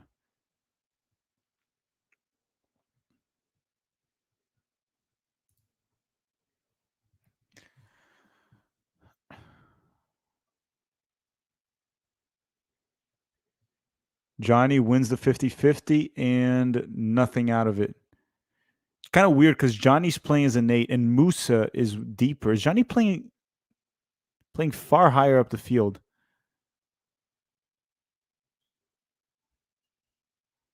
Johnny, ooh, almost gets to Balogun. Balogun still has it. Pulisic. Oh.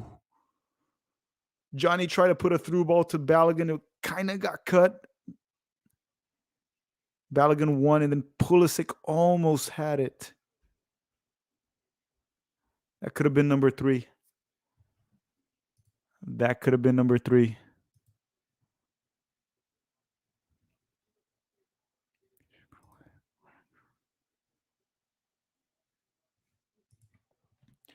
Okay, corner kick here. Pulisic will take it. Corner kick for the United States. Pulisic with the delivery cleared by, I think it was Steven Victoria. But Weah still has it. Weah. Crossing from Weah. Zimmerman. I thought Zimmerman was going to finish it. Pulisic dribbles one. Gets a cross in. Nothing. Zimmerman with another cross. Cleared again by Canada. And the U.S. still has the ball of Christian Pulisic down the left flank. Pulisic take on Larea. Cuts inside with the cross. Cleared again by Canada with another cross. Millar is saying, wish I was there to start the We Want BJ chant. I don't think there's enough fans even to make that. The stadium ain't that full, but it'll be kind of funny if you have a whole stadium saying We Want BJ. A-Rob will have a throw in here for the United States. Tries to go long. The ball goes through everyone, and Milan Borjan will get the ball back.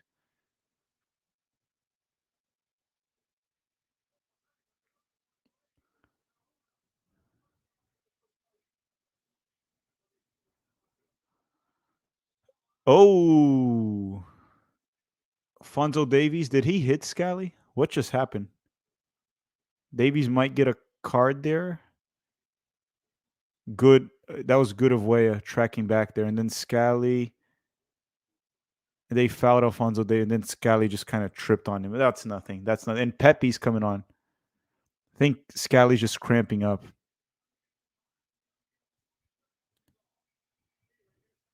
So Pepe is coming on for Balogun, I'm assuming.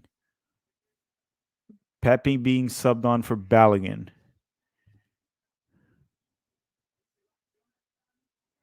And Cavallini's coming on. See, the difference in depth is not even close to US. Look at our bench. Look at Canada's bench.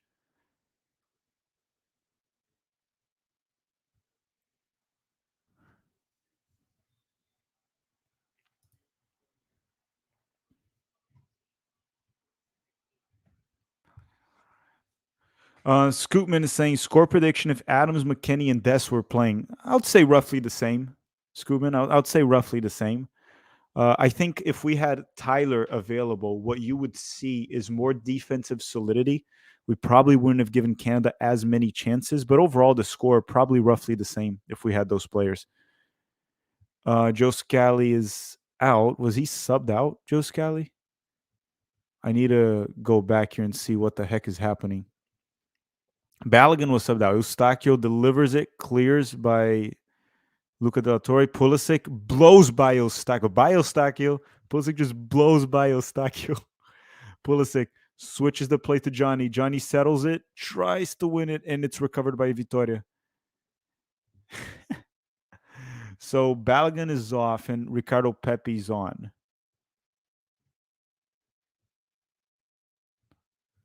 Davies back to Eustachio. Joe Scally is the best 19 today. What do you mean by best 19? Pepe pressing. Larea. Pepe wins. Pepe wins the ball back. Oh, free kick for Canada. 76 minutes. Joe Scally wants to go back in. Can the ref let Scally go back in?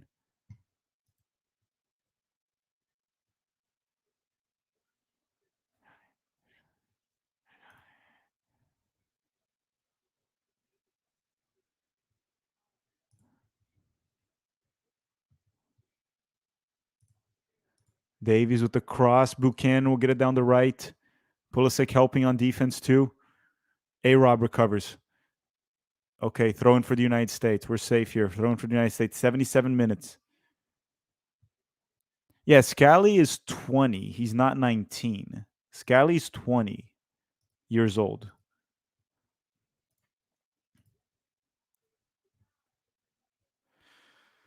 A-Rob with the long throw. 77 minutes in the match. Canada's able to win it. Johnny wins the header. Pepe settles it back to Pulisic. Pepe to Pulisic to Johnny. Johnny quickly finds Luca De La Torre. De La Torre lost the ball from behind. Here comes Canada now. Get the UFC off screen, Univision. Why do you have UFC? I can't see the game. Alfonso Davies and Scally takes the ball from Davies again. Oh, Musa, that was bad touch by Musa. That'll be a throw-in for the United States. 77 minutes and 45 seconds. Oh, he means better than Davies because he's number 19. So Scally's coming off now, probably injured. And Trusty will be subbed in. So I think Richards might become a right back. Richards will probably become a right back. Scally off with an injury.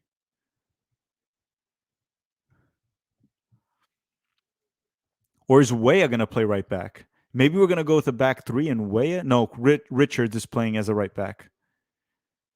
I think Richards will play as a right back. That's what it looks like. Let me see how. Actually, no. We're playing a back three, and Tim Weah is a right back right now. Tim Weah, he played for Leo all season long as a right back, so he's fine. He can play right back just well. So we're playing a back three with Trusty, Zimmerman, and Richards, and we're playing a back five now. Right back Weah. De La Torre. Luca De La Torre progressing the ball forward, just dribbling past all the Canadians. Luca, nice ball from Luca to Pepe. No, Pepe. Pulisic gets fouled. Johnny just kicks the ball away. How did Pulisic got fouled, man? Pulisic got fouled. Wait, he gave Johnny a card. He gave Johnny a card. Pulisic literally got fouled. Pulisic got fouled, and then he gave Johnny a yellow card for kicking the ball away. It's just a shit CONCACAF ref as always. That's it. CONCACAF refs. Ooh, wait, what are you doing, Alphonso Davies? Alphonso Davies. By the way, everyone, if you don't follow us on Instagram, try to follow us on Instagram. Dustin's running the Instagram account here for us, and he's been very active. They were trying to hit 10,000 followers on Instagram. I think we're close. So the Instagram account is like right below here if you want to follow us there. If you use Instagram, I kind of hate Instagram as a whole, but I know a lot of people love it and use it. Goal kick for the United States.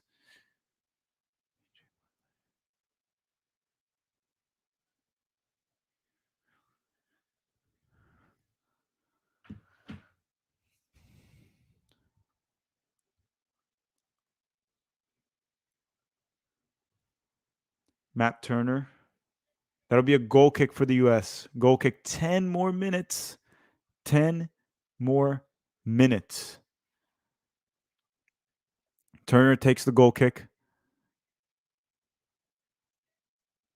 Turner, one thing for Turner is he's been very poor with his feet the entire Nations League. Hasn't been good with his feet. Comes Canada, 81 minutes. Luca De La Torre gets body. Larea, free kick for Canada. They take it quickly. Fonzie, cleared by Tim Weah.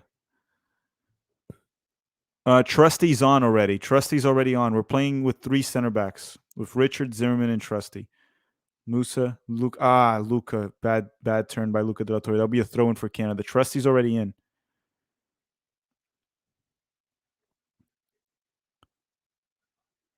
Canada with the ball now. Steven Vittoria. Opens up to Eustachio. Eustachio tries to go long. Musa is able to clear it.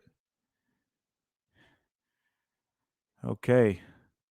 The United States has not looked good the past few minutes. Has not looked good.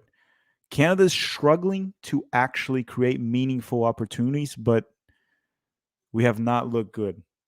And remember, the game is not over. It's a 2-0 lead. There's still 8 minutes left, and whatever added time the ref puts, like probably an extra 5 minutes.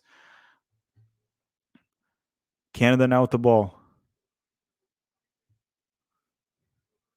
Zimmerman clears it. Good header. Johnny finds Pepe. Pepe finds Pulisic. Let's hit them in transition.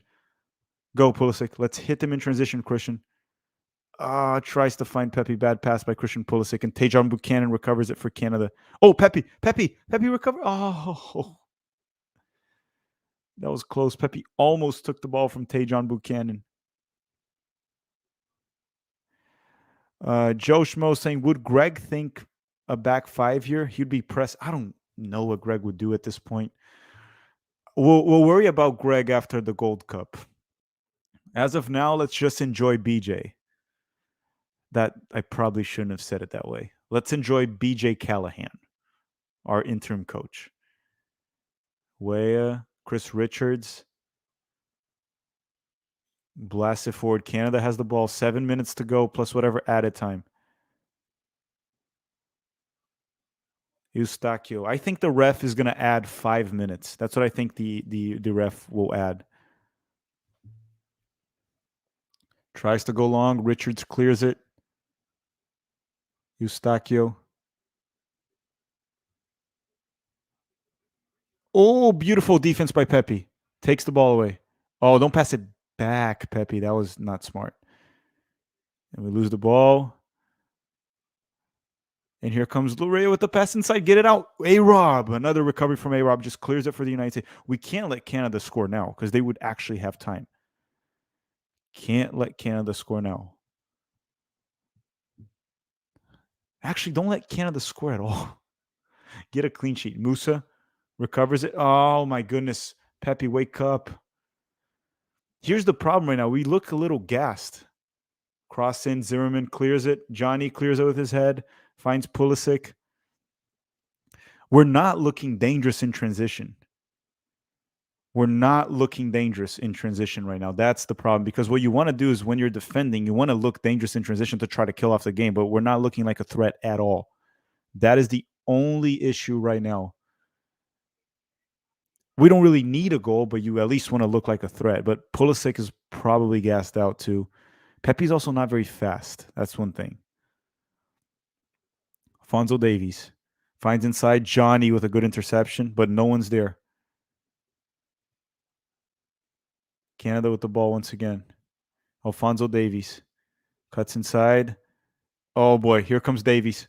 Comes Davies. Oh my, Chris Richards masterclass today. Can we take a moment here and just appreciate Chris Richards?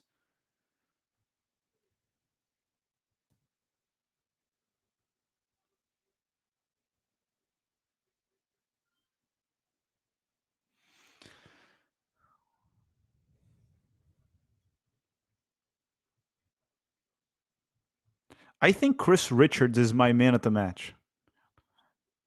In my opinion, the game is almost over. Chris Richards is the man at the match. He was brilliant. One goal, rock solid on defense. I'm giving Chris Richards the man at the match for this one. Maybe Gio would have gotten it if he played a full 90, but I have to give it to Chris Richards. Header by Pepe, free kick for Canada. Free kick for Canada. Joe Schmo, thank you for the super chat, Joe. Greg would bring Areola and Shaq Moore.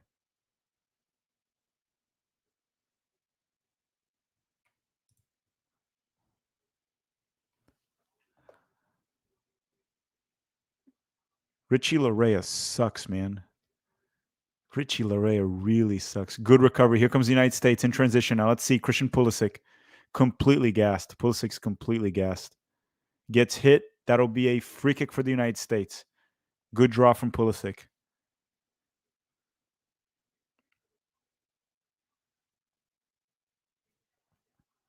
Free kick or throw in?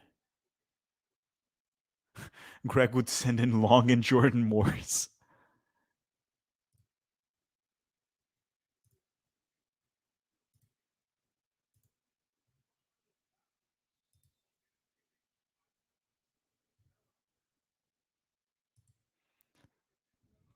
Trusty, back to Walker.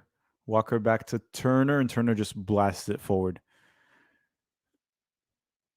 Canada wins the header. Let's see what De La Torre does here. Oh, Canada still has it. Good Zimmerman. Rock solid right there. Zimmerman defensively was great today. Defensively, Zimmerman was great. BJ Callahan. What a guy, man. BJ Callahan. The guy calls himself BJ.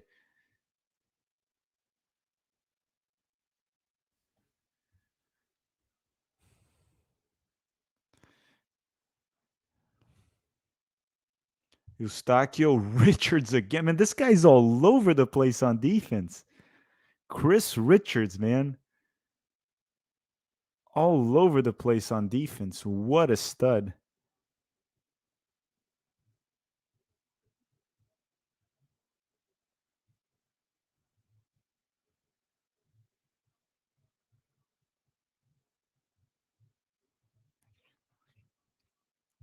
Let's see here. Being Ace's dad saying, remember when Canadians said that Larea was better than Des? Dude, Larea is about Shaq Moore's level.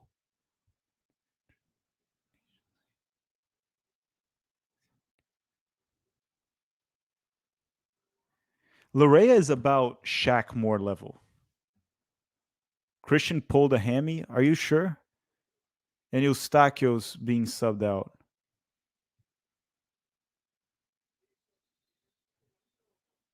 Okay, so oh shit, Pulisic did pull a hamstring. Hopefully it's not too serious. He's had hamstring issues in the well, he's still in. Maybe it's just tightness or cramping. He's still in. No, he didn't pull a hamstring. If he pulled a hamstring, he wouldn't be able to continue.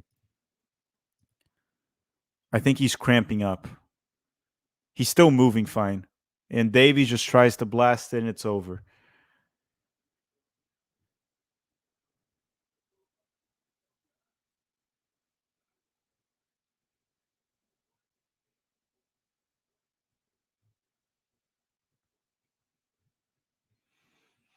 Yeah, man, the rude Canadians talk trash to me. Where are the rude Canadians now? Easy, easy, easy 2-0 win for the United States. Could have been more. Where are the rude Canadians? I mean, they won the possession battle. So at the end of the day, according to Greg Berhalter, it was a dominant loss by Canada. Dominant loss by Canada. Yeah, that's okay. If you they lose, but they win the possession battle.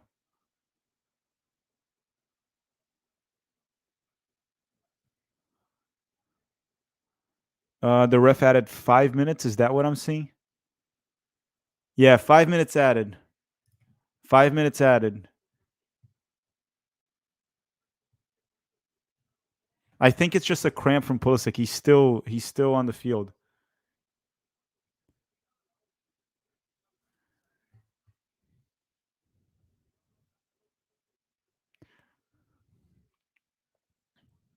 Richards again, rock solid. The game's almost over. Kyler T saying his mom named him BJ, but if she really was passionate about the name, she might never. Oh my goodness, no. Oh no. You didn't say that. His mom named him BJ, but if she was really passionate about the name, he might have never been born. This is the best super chat ever. This is the best super chat ever.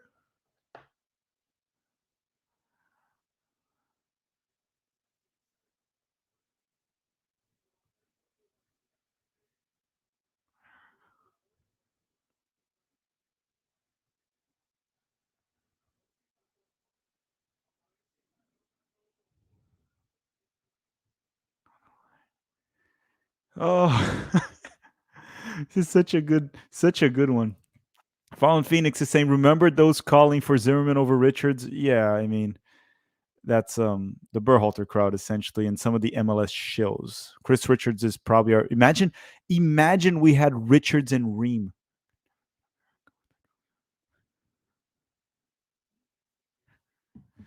Julian Lopez is saying, now that we won 2 Nations League with this group, do you think now that they did win the Gold Cup with this group?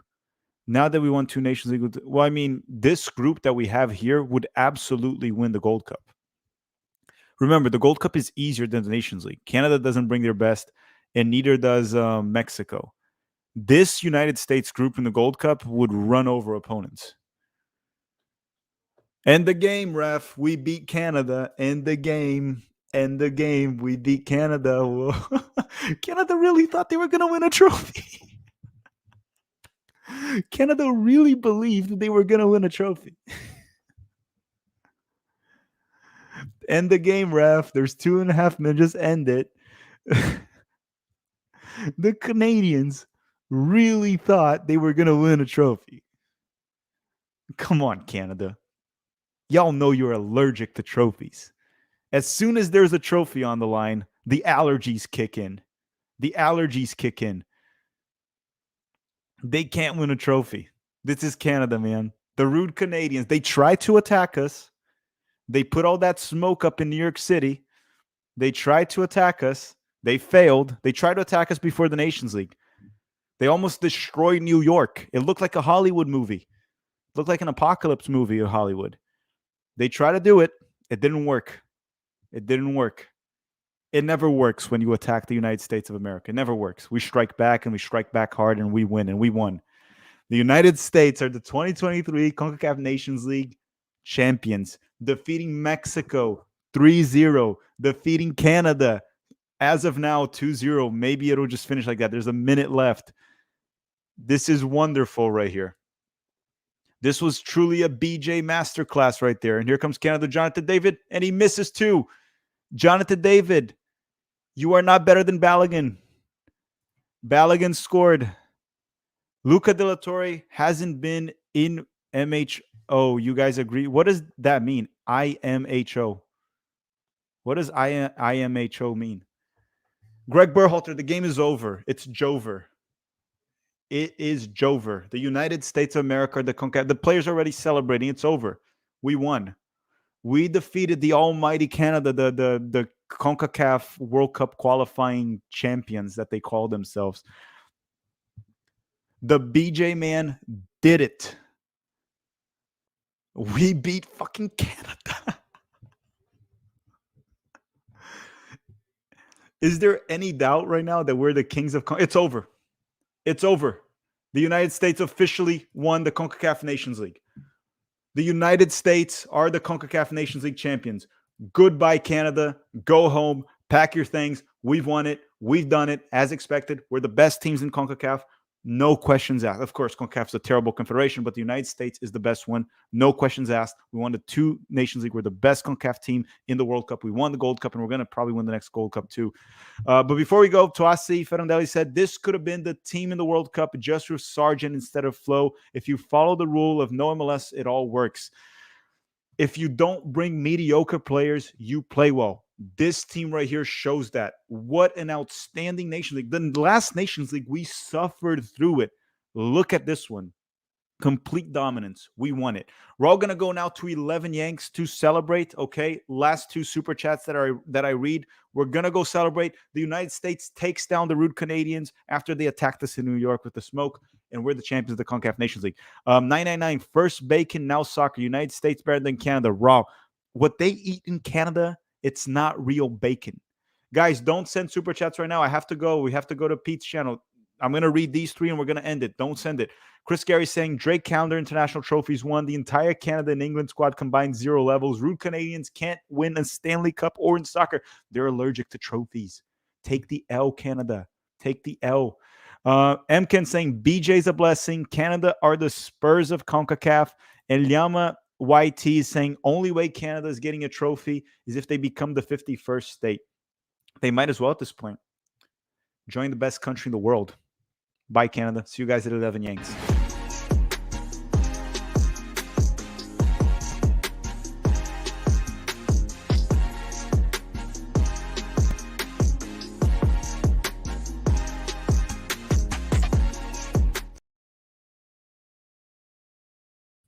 Maple syrup merchants.